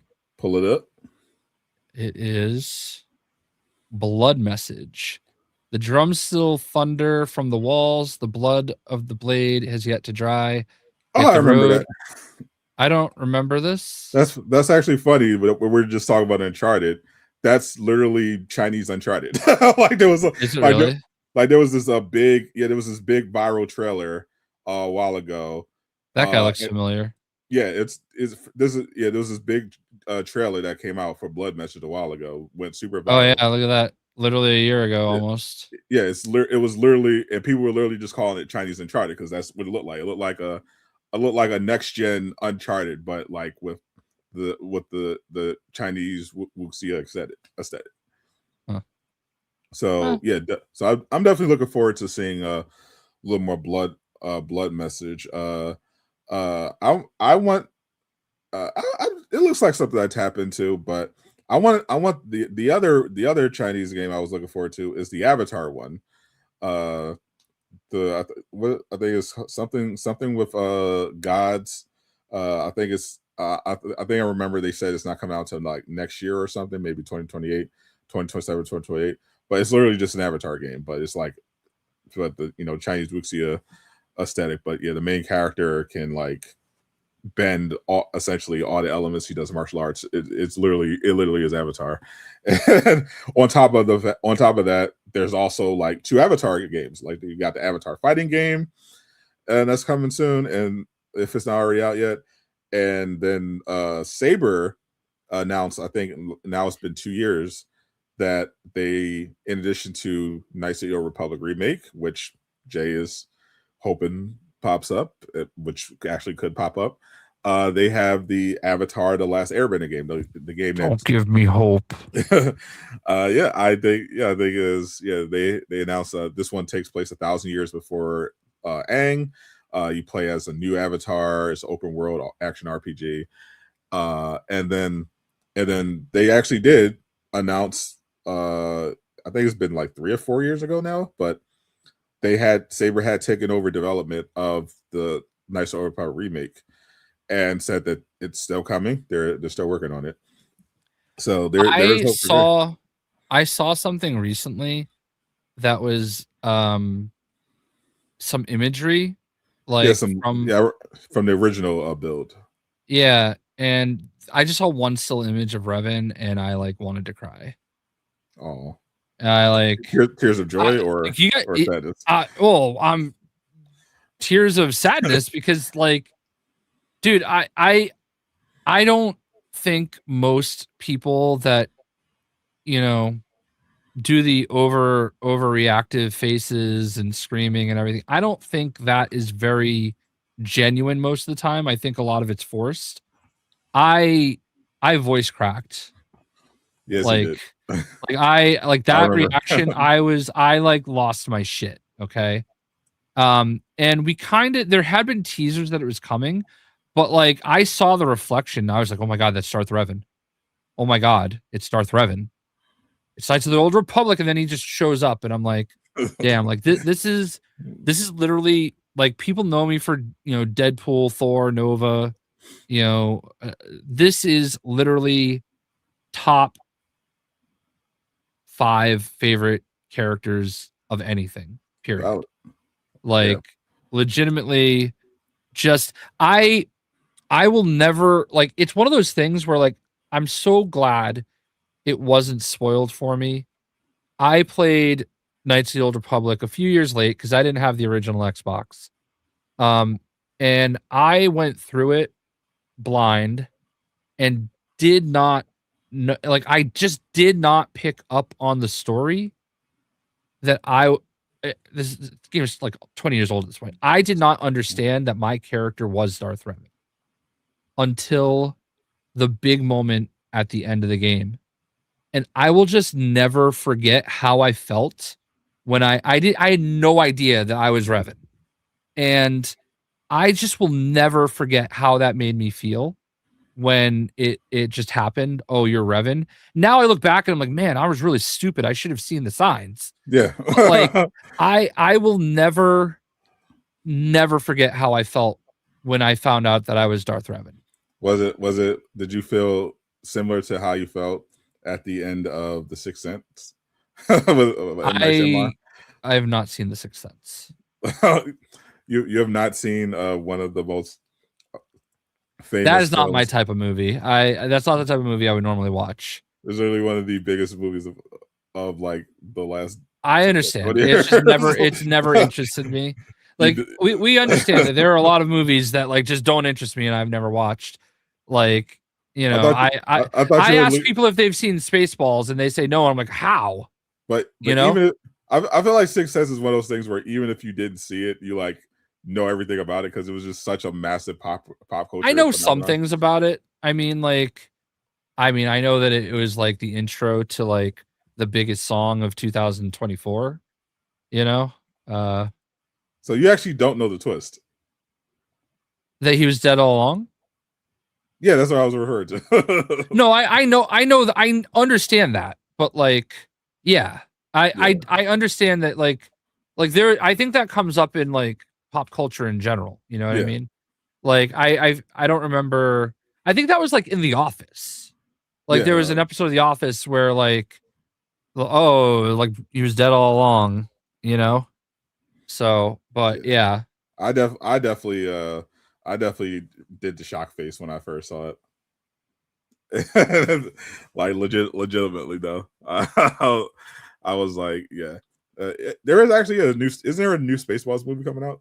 There is. It's funny that you mentioned that because when I was at my uncle's wake,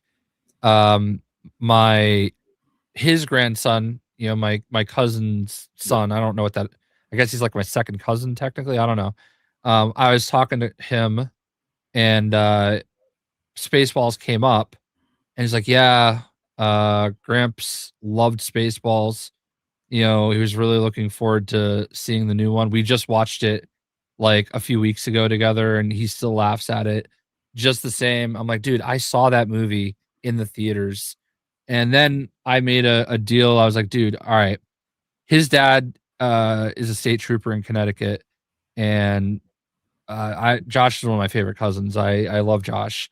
But they live about 2 hours away. I'm like, I'll tell you what, man, when Spaceballs, the new Spaceballs comes out, we're all gonna see it together. Okay. Definitely. Like I'll make sure that happens. So yeah, I'm very much looking forward to that. Well, in that case, when the new Spaceballs comes out, I'll definitely watch the first one for the first time.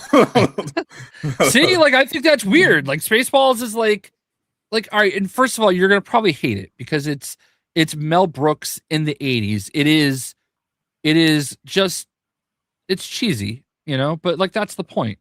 It's just amazing, cheesy. Is it as funny as Spinal Tap? Sure. Yeah. I mean, I think it's funnier. Then I'll like it.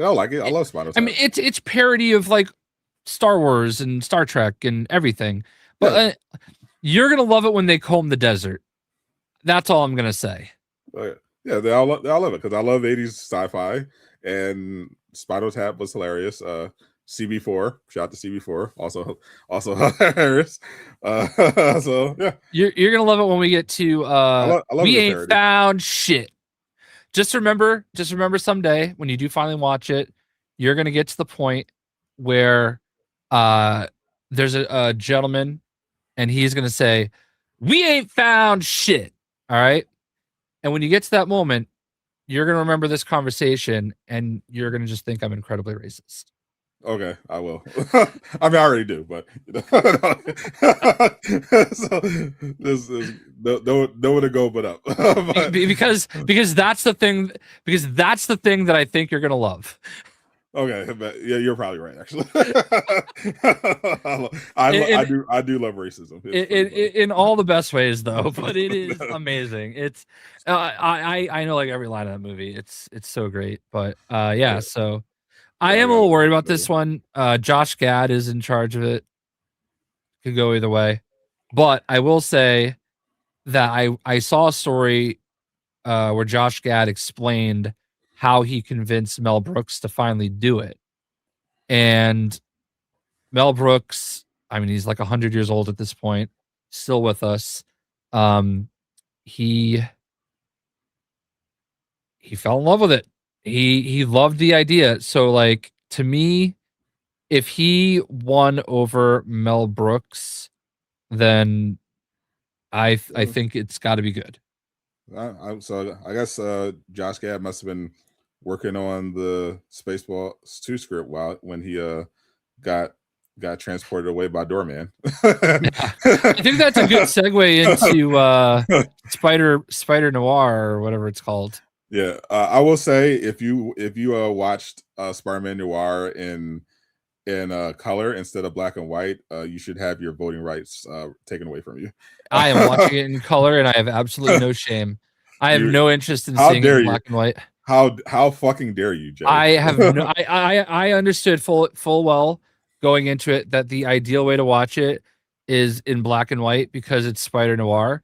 But I said, you know what? No, I want to see the color. And I'm going to be honest with you. I think you're missing out because like they did I heard it cost $50 million an episode to film this. And I don't know how, but it has to be what they spent on like the set, like to make everything look so 40s or whatever years. I would imagine 40s. Well, it takes place during the Great Depression, so it should be like the 20s. Well, it's in World War. Is it World War One that happened then? Are they coming back from World War One? Are they? I'm not sure. It could be where I thought they were coming out of World War II. Yeah, I know. Yeah, I do. They did mention the Germans in Frankfurt. Yeah. And France. So it could be the third. It could be a third. It could be either way. I mean, the difference between the 20s and the 40s is not massive. Like we do know it's during the Great Depression and Prohibition. Yeah. So, but I think we just finished episode 5. I think it's good. I don't know why it's $50 million an episode and The Boys was like $12 million an episode. I don't know why you're watching it in color like a dude, I'm sorry. I just want to see. I'll go back and watch it in black and white at some point. But you're literally the last person I expected. No, so you're an old man, Jay. How could you not watch it? How could you? I literally didn't even consider the possibility. No way. No, because first of all, I'm watching with my wife. Black and white. But I don't want to see something in black and white. I like just like I don't want to read freaking. I want to hear it in English. I don't want to read subtitle. I don't want dubs or I don't want subtitles. All right, I want dubs. That's different. This is. I don't think it is. It's completely different. I don't really think it's that different. I want to see all the stunning details, and I feel like you lose that in black and white. Black and white is a specific aesthetic choice. I understand that. Subtitles, dub, that's just literally the language of whatever it was made in. Like it's nothing to do with like the art or anything. I do think it does though. You know? No, if a movie is Japanese, then it's going to be in Japanese and it's going to have subtitle for other languages, not because of an artistic choice, but because it's fucking. No, I understand that, but if there's an option to listen in English, that's what I'm going to pick. Yeah, because it's convenient. Like this is an experience, and it's more convenient for me to watch it in color so I can see all the beautiful details. Well, that's an aesthetic choice, and it's an incorrect aesthetic choice because that's fine. I don't care. I'm enjoying it in color, and I feel like you're missing out if you're If you're not watching it in color. What did you watch it while eating a well done steak smothered in ketchup? You fucking heathen! I dip my steaks in ranch, actually. Fucking Philistine. And I cook a really good steak. So I don't believe you now. I have to rethink all of my opinions of Jay after hearing the shocking revelation. Moises is watching it in color. I think it's great in color. I'm glad I'm watching it in color. You don't even understand I watched the trailer. I watched the trailer and I because the default trailer when you pop on Prime is the color version. Mm-hmm. And so I saw it and I saw what it looked like in color. I was like, oh, I'm never watching this dog shit. That's crazy. And immediately went to the black and white. But so you don't even understand. So you don't even know that I don't remember what his name was. Not Lonnie and not what's his face. I don't want to say their I didn't want to say their names that way. I'm trying not to be spoilery. I mean, come on. Okay. Electro, okay? You don't even understand that his suit is his colors. Yeah, I don't care. I think it's interesting. I mean, Tombstone's suit, I don't think his suit is any. I only think of him as being albino. So I'm a little interested to see where they're going with his mutation, as they call it. Right. Sandman works out perfect. But that's all I've seen so far. As I think we're in the same area. Yeah. But I think it's good. I think Nicolas Cage is Nicolas Cage. As you know, he is. I don't know if this is what I expected Spider-Man Noir to be. Because I think he goes a little too Nicolas Cage at times, but I also think he goes very hard-boiled detective. It feels timely. Yeah, and I think that's obviously the point. So I think that's good. So, yeah, I literally will never apologize for watching in color. I think it's so much better. I'm gonna watch. If you give me the choice of black and white and color, I'm gonna pick color every time. You should apologize to the. I didn't. Did you play Ghost of Tsushima in black and white? Yes, actually. No, I didn't do that either. I actually did. I actually did a playthrough, a Kurosawa playthrough. But yeah, and I also had the original Japanese, but yeah. No, see, I'm gonna listen to English and have color every single time. I imagine Jay would absolutely watch Sin City. But did they give you an option? If they, I don't think I'm losing anything. If they gave him an option, he would absolutely fucking watch it in color. Yeah, absolutely. You absolute degenerate. Because I like color. I like to see I like things to look the way they're supposed to. It's 2026. I don't have fucking time for black and white. You should be you should be on a watch list. Okay. This is outrageous. This might be a Travis level take from you. No. This is your first Travis level take. It's not that stupid. It's that bad. That's actually the meanest thing you've ever said to me. It's deserved. This is bad. This is actually really bad. I feel very strongly that if you watch Spider-Man Noir intentionally in color instead of black and white, you might be a terrorist. They even make the side-by-side images of the black and white one and the color one. They make the color one look so beautiful and the black and white one looks so washed out. Really? It was a no-brainer. And I thought, I agree, it was a no-brainer. The opposite way, the color looks so much worse. And I have the option. I have the option right now of throwing my wife under the bus and saying she chose. I gave her the option, and she chose color. But I'm not going to do that because I saw the option. She said, "What do you want to do?" I said, "Oh, we're doing color." So there, I'm even going to go that far. I've never been so disappointed in you, Jay. Well, welcome to so many of your life choices for me.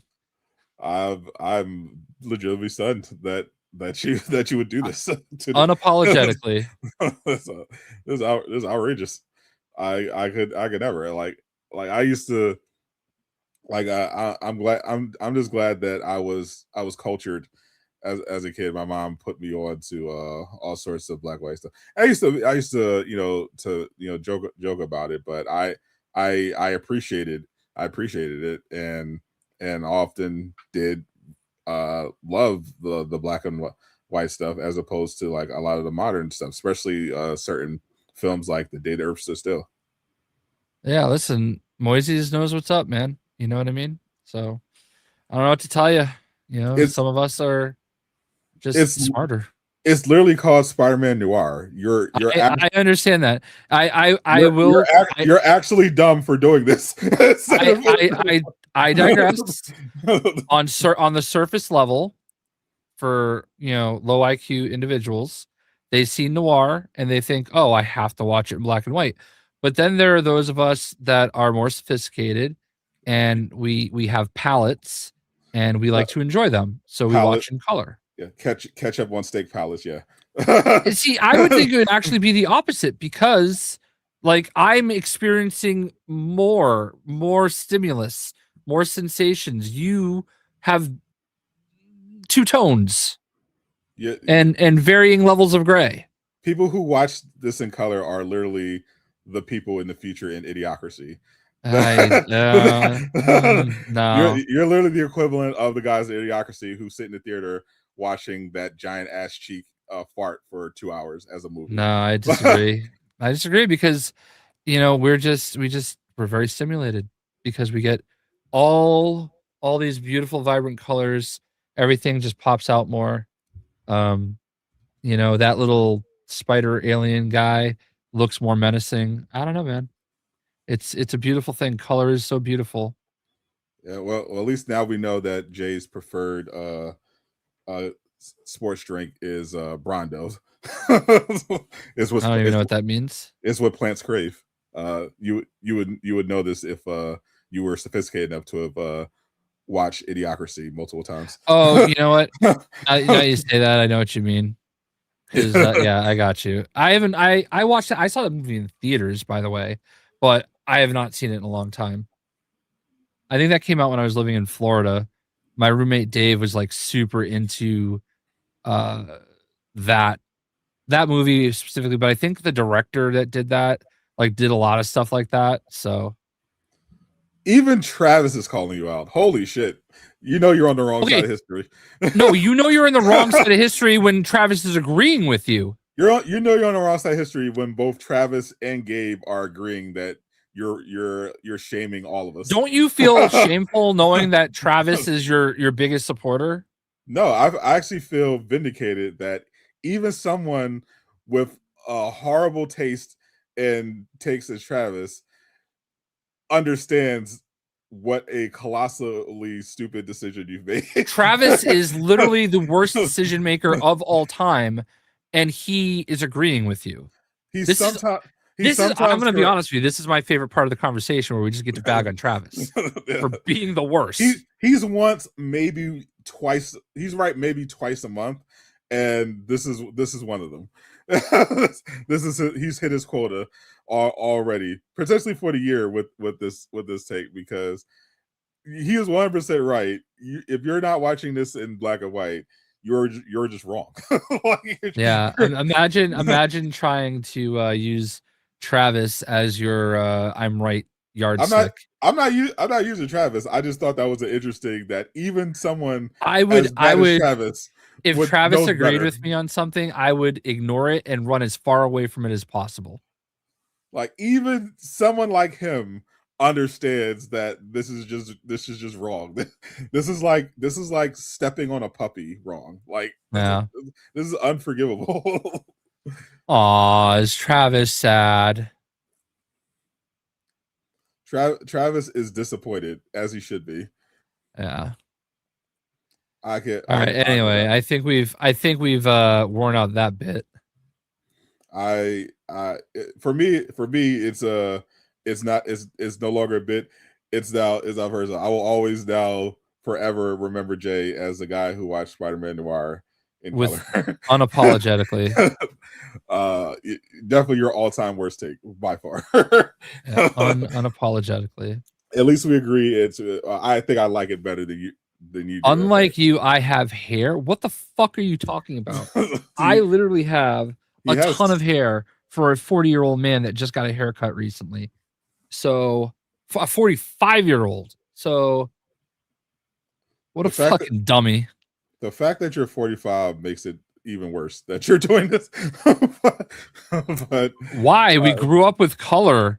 Like, I'm old enough to remember when we had these cube TVs that barely did anything. We've advanced to the stage of life where things are amazingly high definition. I want to see all the color.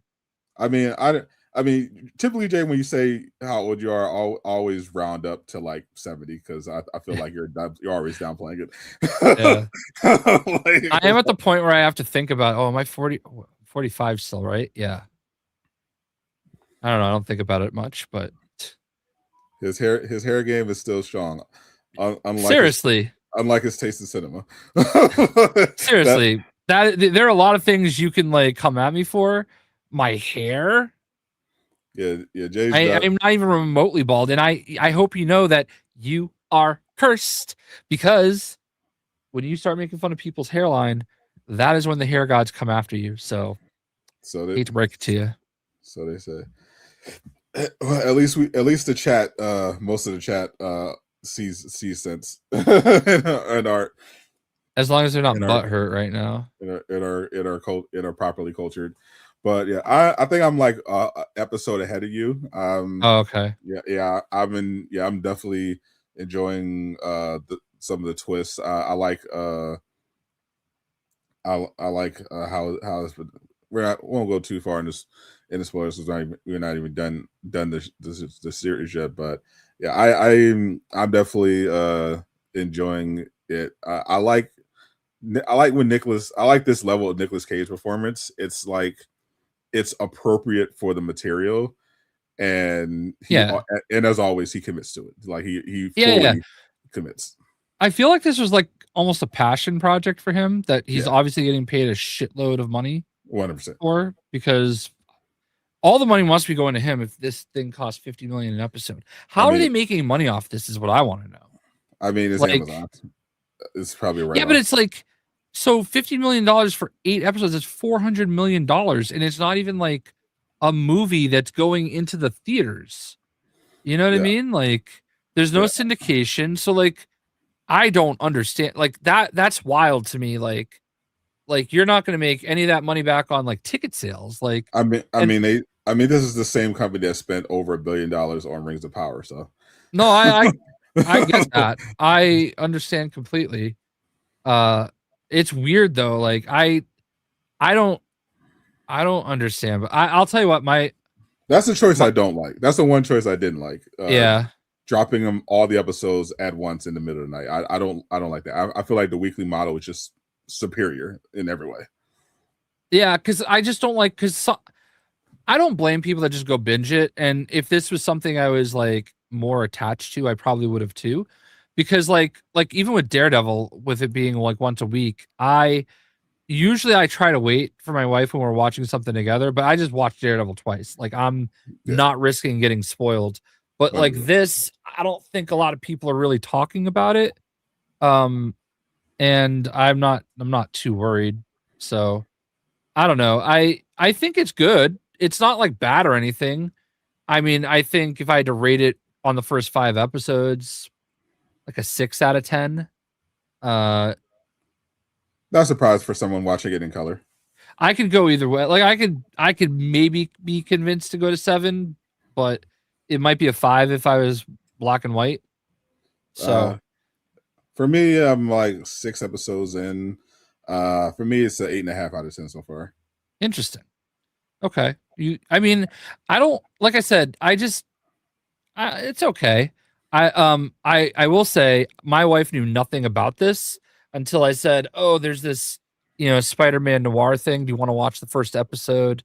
And he was in the Spider-Verse movies we watched, because she's seen all of those with me. And she's like, oh, okay, yeah. I'm like, it's Nicolas Cage, and oh, one of your favorites is in it, and she didn't know until he popped up on the show. She loves Lamorne. From New Girl, I'm assuming. Yeah, is where she loves New Girl. Where she's banned from watching it at night, but she loves New Girl and she loves Lamorne. So yeah, he's great. I like New Girl, but also I don't think New Girl's bad. I just hate it when I'm trying to sleep and all they do is yell at each other. That is accurate. They literally just yell at each other the whole episode, and I'm like trying to sleep. I'm like, oh my god, shut the fuck up. He also played a police officer in one of my favorite Christmas movies of all time, Christmas Chronicle on Netflix. Interesting. He's in a lot of stuff, but yeah, she really likes him a lot. So when she saw he was in it, she's like, all right, I'm in. And he's really good in it. I'm appreciating his current arc. He's currently investigating the supers and he's doing the whole era well too. Yeah, he's for sure. He's doing. I thought they were doing. I think overall, I'm really enjoying. I'm loving how I like the little kid. The little kid is great. I love his secretary who he hasn't been able to pay, but she's sticking around. I love her whole vibe. Her dynamic is pretty fun. I think it's just great. Like, because I didn't watch any trailers or anything going into this except like I didn't either. I was just like, as soon as they announced that they were doing a Spider-Man Noir show, I was like, oh, I was just immediately just going to watch it. So I would need to see anything else. Nicolas Cage in a Spider-Man Noir live action. Yeah, I'm obviously going to watch that. And so I was like, not sure exactly what to expect. But after the first episode, I was like, okay, this hooked me. I'm gonna keep watching. So much so, in fact, that I have not watched any anime today, and Sunday's usually my anime day. Every day time left, so every day is an anime day. So I'll probably, but no, after this podcast is over, I'm going right back to watching Spider-Man Noir because I want to finish it. Well, I am gonna. I don't know if you saw when the intro is starting. I was like kind of off screen a little. I was trying to find my ibuprofen. Like my back has been like killing me the whole time. So that's the first thing I'm looking for when this is over. Well, we have very different journeys. You're going to be looking for the drugs. I'm going to be looking for the bathroom to pee, and then I'm going to be looking for the remote. I will say this: I have come to a very disappointing discovery. I told you that like one of the things that I the last 2 weeks have been really weird. We've had just a lot of stuff going on where we had to like go places, and I like the whole Lego Batman, like trying to manage everything, and just it's been a weird 2 weeks. And part of it has been I've just been feeling so drained and like really struggling. Like I've been very tired, and it's really giving me a hard time. And I've come to find out I cannot take melatonin. My wife has been taking it, and I struggle to sleep in general. And I was like, you know what? I'll try it. And they're like these little strawberry gummies, and they're absolutely delicious. I want to eat the whole package, but I took them for like a week straight, and I would sleep for about 3 or 4 hours really good.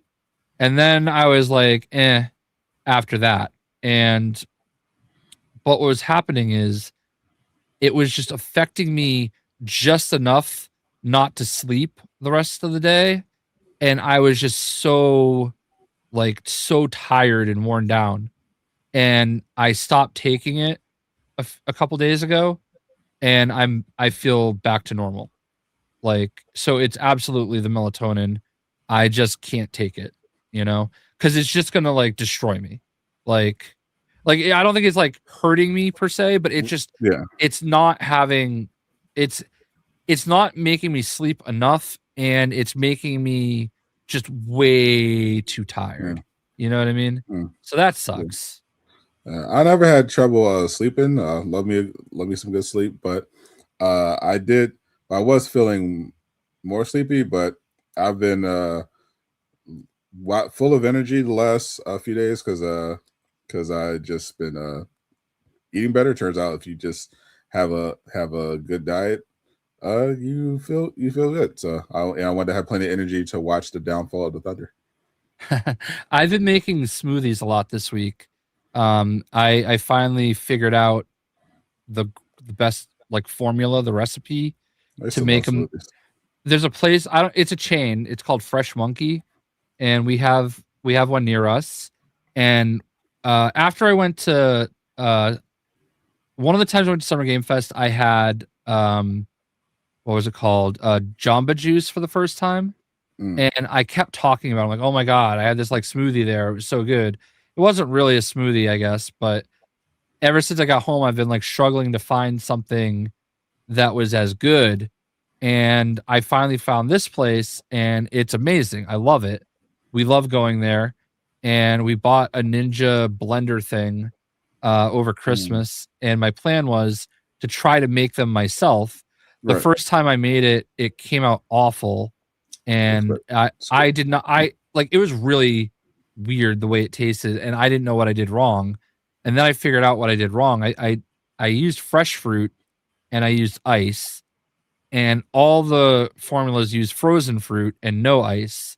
And just that change alone made all the difference. It tastes so much better. It's weird. You'd think fresh fruit would be better. It's not.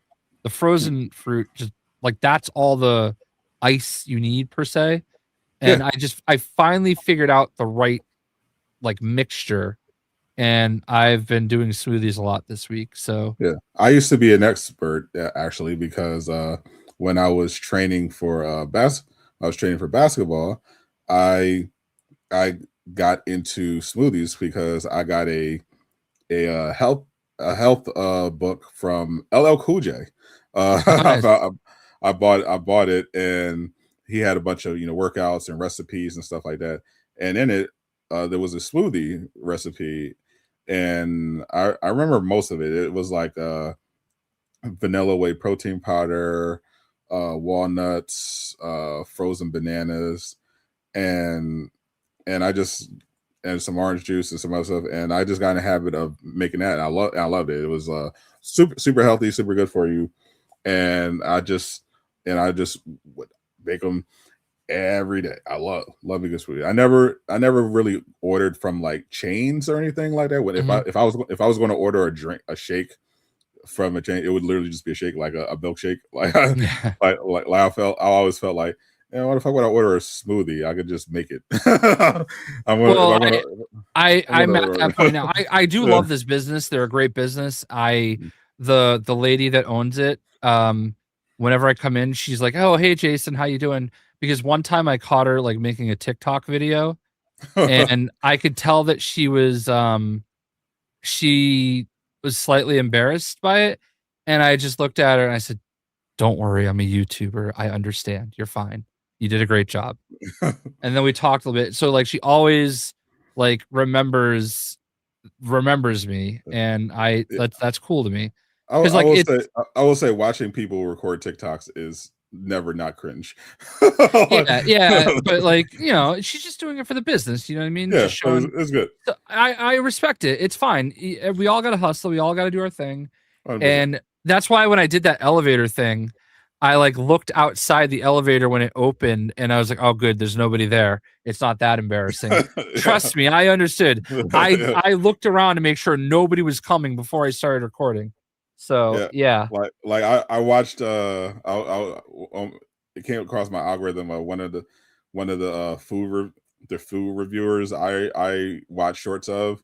He went to the that guy he went viral, the Akiway. He runs that store where he makes chopped. I've heard something like that. Yeah, he makes these chopped cheese sandwiches, and now he has celebrities come in and they put a bunch of weird shit in there, and he makes it and he makes them a chopped cheese sandwich the Aki way. So so it popped up on my timeline. This popular few viewer I watched, he sees viral stuff and he'll try it out and see if it's worth the money. So he actually finally went to the Akiway's actual store, and he filmed himself going in and ordering it, and it just looks so dystopian. Like it was just like this fairly nice looking store, very very nice, but there was no one shopping. Like there was no it looked like a supermarket almost, but yeah, the area where they cook the chopped cheese and everything like that, and the only people in the store were influencers. Like they were just people, and like he walks in and you see an influencer doing a bit, and the guy behind the counter is like, the Yaki way, but it's the hilarious thing. It wasn't the original guy. He apparently is not there all the time, so he has like a lookalike come in and like do the whole bit when he's not there. But this guy sounded like he'd done it about 300 times that day. It was just kind of over. So he just read through the whole bit. So the guy did it. He got I think he got hot Cheetos on his chopped cheese. He justified. He said it was justified. He said it was good, but I just thought it looked so weird. Like, because I'm like, this is the society we live in. Just people filming TikToks. It's funny that we got this far in and I haven't talked about it yet. Like, I would love to keep going with that, but I do want to say, if you haven't heard about this bricks and minifigs situation, it is fucking insane. I have watched so many videos about this now. I forgot whose video. I know Charlie made one. Yeah. Is that Moist Critical? Yeah, Moist Critical. Yeah, I watched a little bit of that. I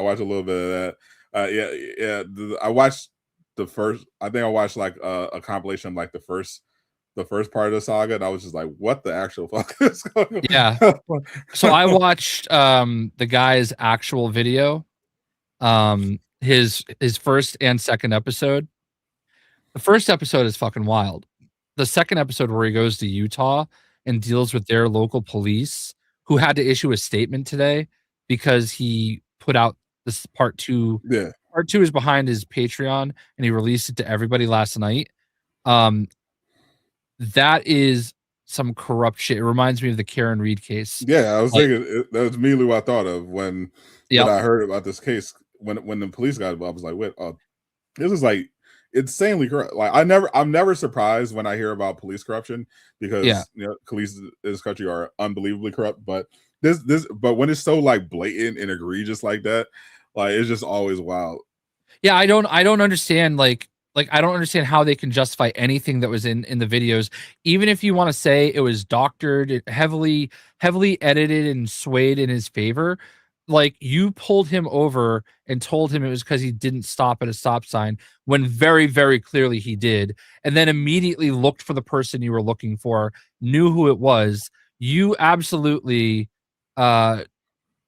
intentionally pulled him over without cause. 100%.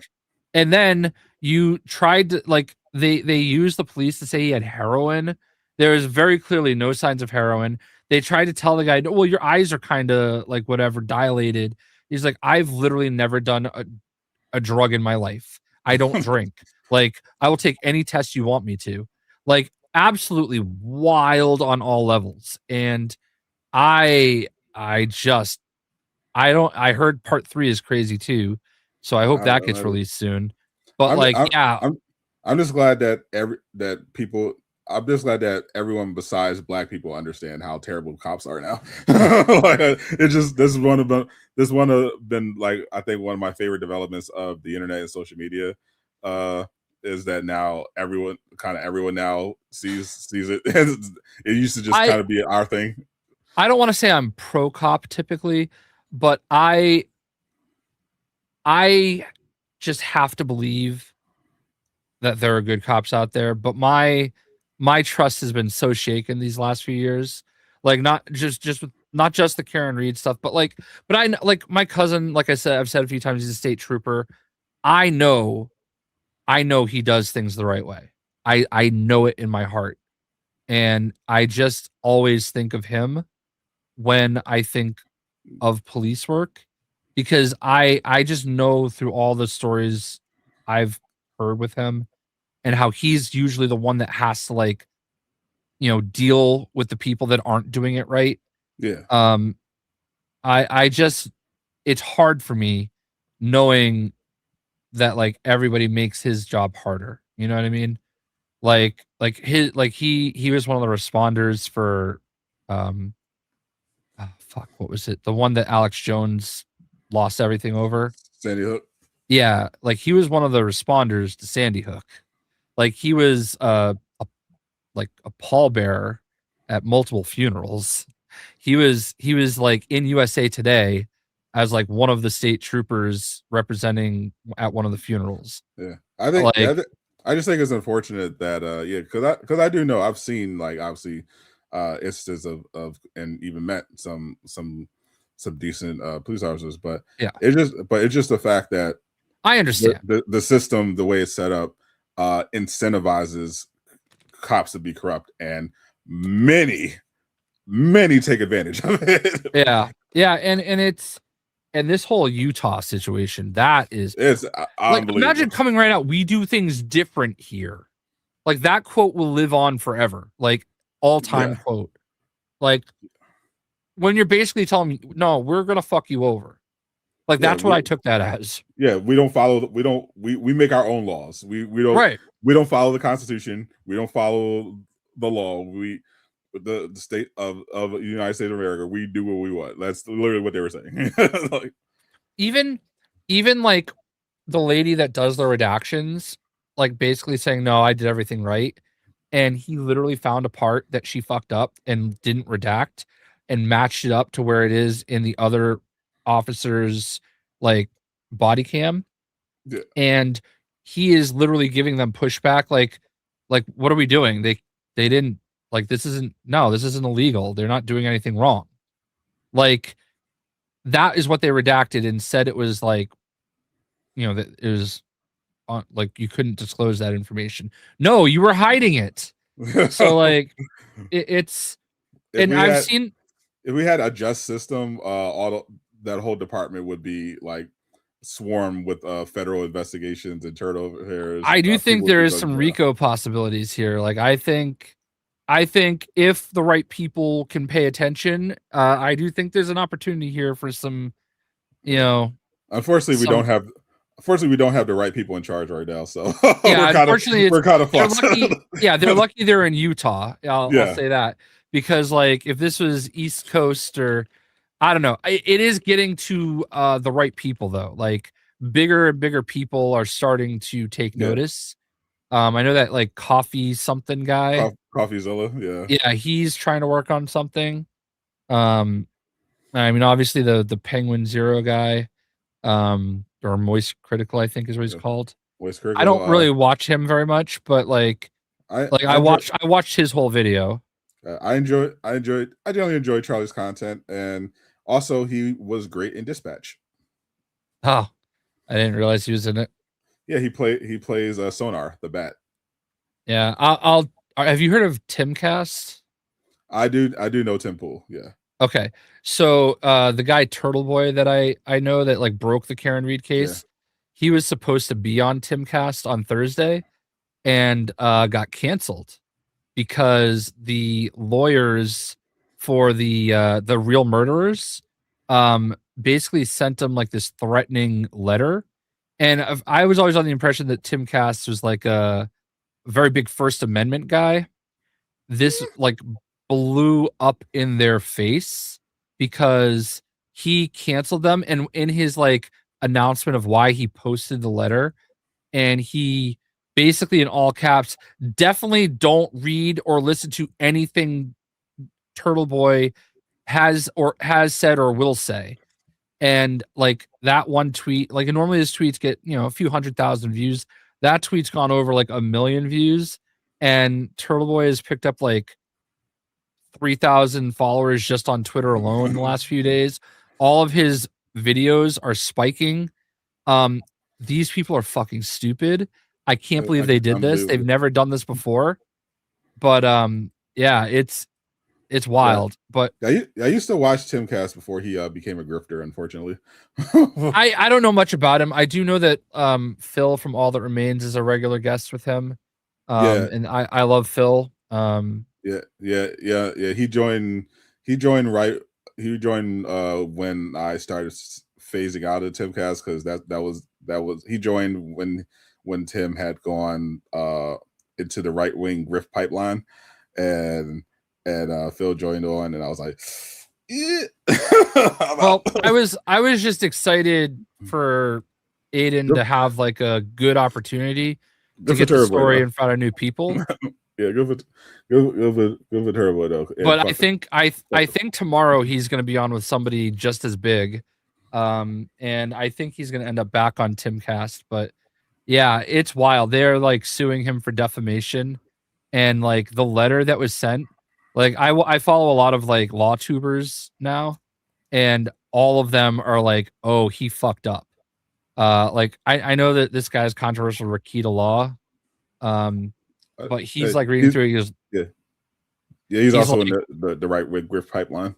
Sure, but like he's like, oh, you fucked up because you just admitted that this is because of what you did and not because of what he did. You're saying that all of these problems are because you just did the right thing and testified, but you're suing him for saying that all of this is happening because of his conspiracy with Karen Reed to like, this whole big conspiracy. So yeah, it's crazy. I'm surprised AJ DeBonsta could stand to live in Utah so long. Yeah, he's gonna have in Washington, I guess. I think they trade that pick. Yeah, I think they trade that pick. Well, I think it'll work out a trade. I think what's his face, the unibrow, wants out. Oh, Davis absolutely wants out. That's why I would not be surprised if, in fact, I would not be surprised if the Wizards are intending to draft Boozer because they know they're getting rid of AD. Yeah, dude, the Karen Reed story is a fucking. It is a rabbit hole that you will not believe. It is just wild. You know what? Actually, hold on. I think there's a quick video. They gotta hurry up. They gotta hurry up and do a big Netflix thing, like a big budget Netflix thing. Right, hold on. I don't know if this is the right one. It's about 3 minutes. I don't know if we want to dedicate 3 minutes to it, but there is Jay's pretty much an expert.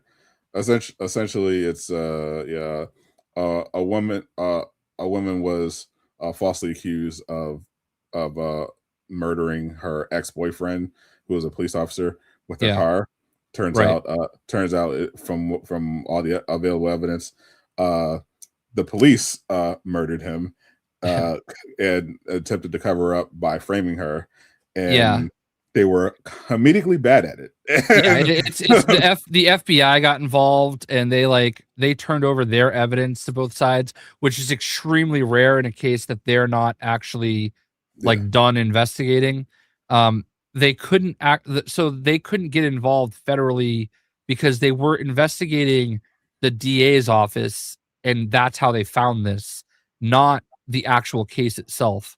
So basically what happened is they went to a party. She was dropping him off at this guy's house, and she left. All right. He ends up dead in the snow in the front yard. They try to pin it on her, saying she must have backed into him. He's got dog bites all up and down his arm. The temperature doesn't add up for being out all night. Like you can tell he's been out there more recently. So what happens is he probably went in the house, and they think he got into a fight. Something probably accidental happened, and he hit his head and just bled out. And instead of calling 911, they threw him in the backyard and waited. And then in the morning, pulled him out, and they were going to blame the plow driver. they were going to say, oh, we must have got hit by a plow. But then they found out that Karen Reed backed into his car, and she's like, I don't know, like my taillights cracked. I backed into John's car, like backing out, and they used that to their advantage. Yep. One of the people Googled how long to die in cold at 2:27 in the morning. Why would you be Googling that hours before he was ever found? Okay. Like, and then it goes so, like, I'm telling you, the more you read about the things that they've found, and there's stuff I guess that isn't even out yet, like still because it was under protective orders or whatever. Like, it's just this insane rabbit hole to go down. And there is no, like, literally, there's a company that the FBI hired to do some studies. They do research for NASA and the NHL. Okay. Like, this is a highly respected company, and they determined that he was not hit by a car. It is literally physically impossible for him to have been hit by a car hard enough to have died.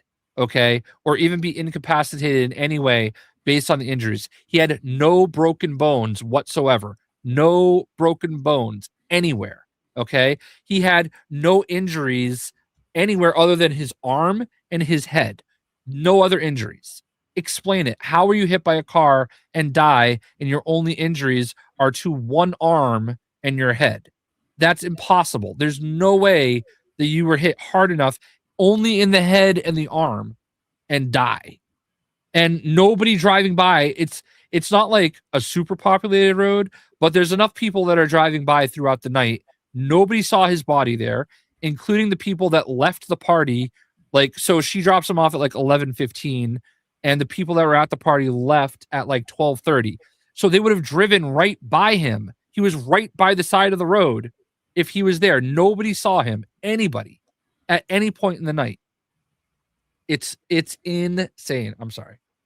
No, it's I love how passionate Jay gets about, but it's justified, because I was just sitting there like, because I, it's bad because I'm someone who already held a deep distrust and dislike of law enforcement, and even I was just like, what the fuck?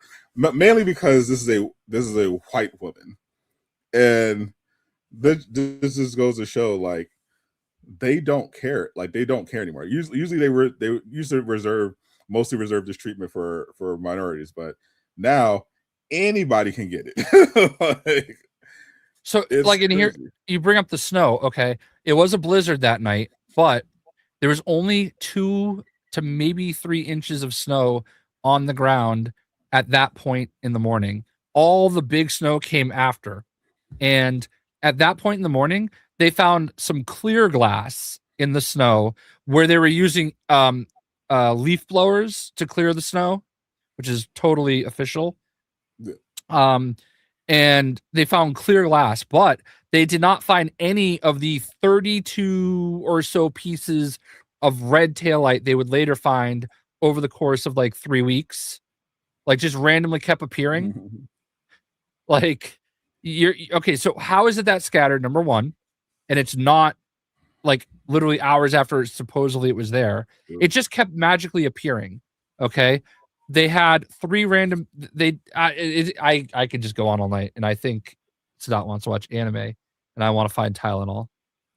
I want to continue watching Spider-Man Noir. Spider-Man Noir, not anime. Sorry. In black and white, the way God intended, and also pee on the way. But I appreciate everyone as usual for hanging out. We always have a lot of fun with these. I don't think we'll I don't know when Jay's good. I'll be in LA until Tuesday. Yeah, he'll be on LA to Tuesday, so no show next week. Just a heads up. But you can get your Sadat and Jay fix by watching me stream all of the events. I'll be co-streaming the State of Play, Summer Game Fest. They also invited me to stream the Summer Game Fest feature game show. And of course, I'll be streaming the Xbox Showcase as well. Jay will be there in person, and so you probably expect some vlog content at some point, maybe. Yeah, I think I might be able to do some recording of stuff there, but most of the stuff is just kind of playing, and I do have an interview for a very large ongoing game with one of the devs, so that's kind of cool. I'm hoping I can do that very well. But I am playing a moderately anticipated game featuring an extremely popular franchise. So that'll be cool. Yes, I will. I too know about what he's referring to, and that is an accurate description. So appreciate everyone locking. I'll probably stream tomorrow as well. Just kind of hang out, do a preview of some of the state of play, just to give my theories and whatnot, or if there's some leaks, I'll cover those as well. So thank you all for joining in. Make sure, if you haven't already, check out Spider-Man Noir in black and white. Color. And and of course, NBA Finals kickoff next week as well. Looking forward to Ethical Hoops returning. That's going to be a lot of fun. And of course, the week after next is the debut of Cyclops in Marvel Rivals. Can't wait to see what he is. Even I don't know what role he is this time around. Not yet. So I will know before you all, but I don't know yet, unfortunately. But I'm excited. It's a lot of cool shit happening. Generally great time to be a gamer. I'm Scott the Gamer. I am not Casual Avenger. But we appreciate our Deep Dish King. Zip it up and zip it out. Peace, my naysayers.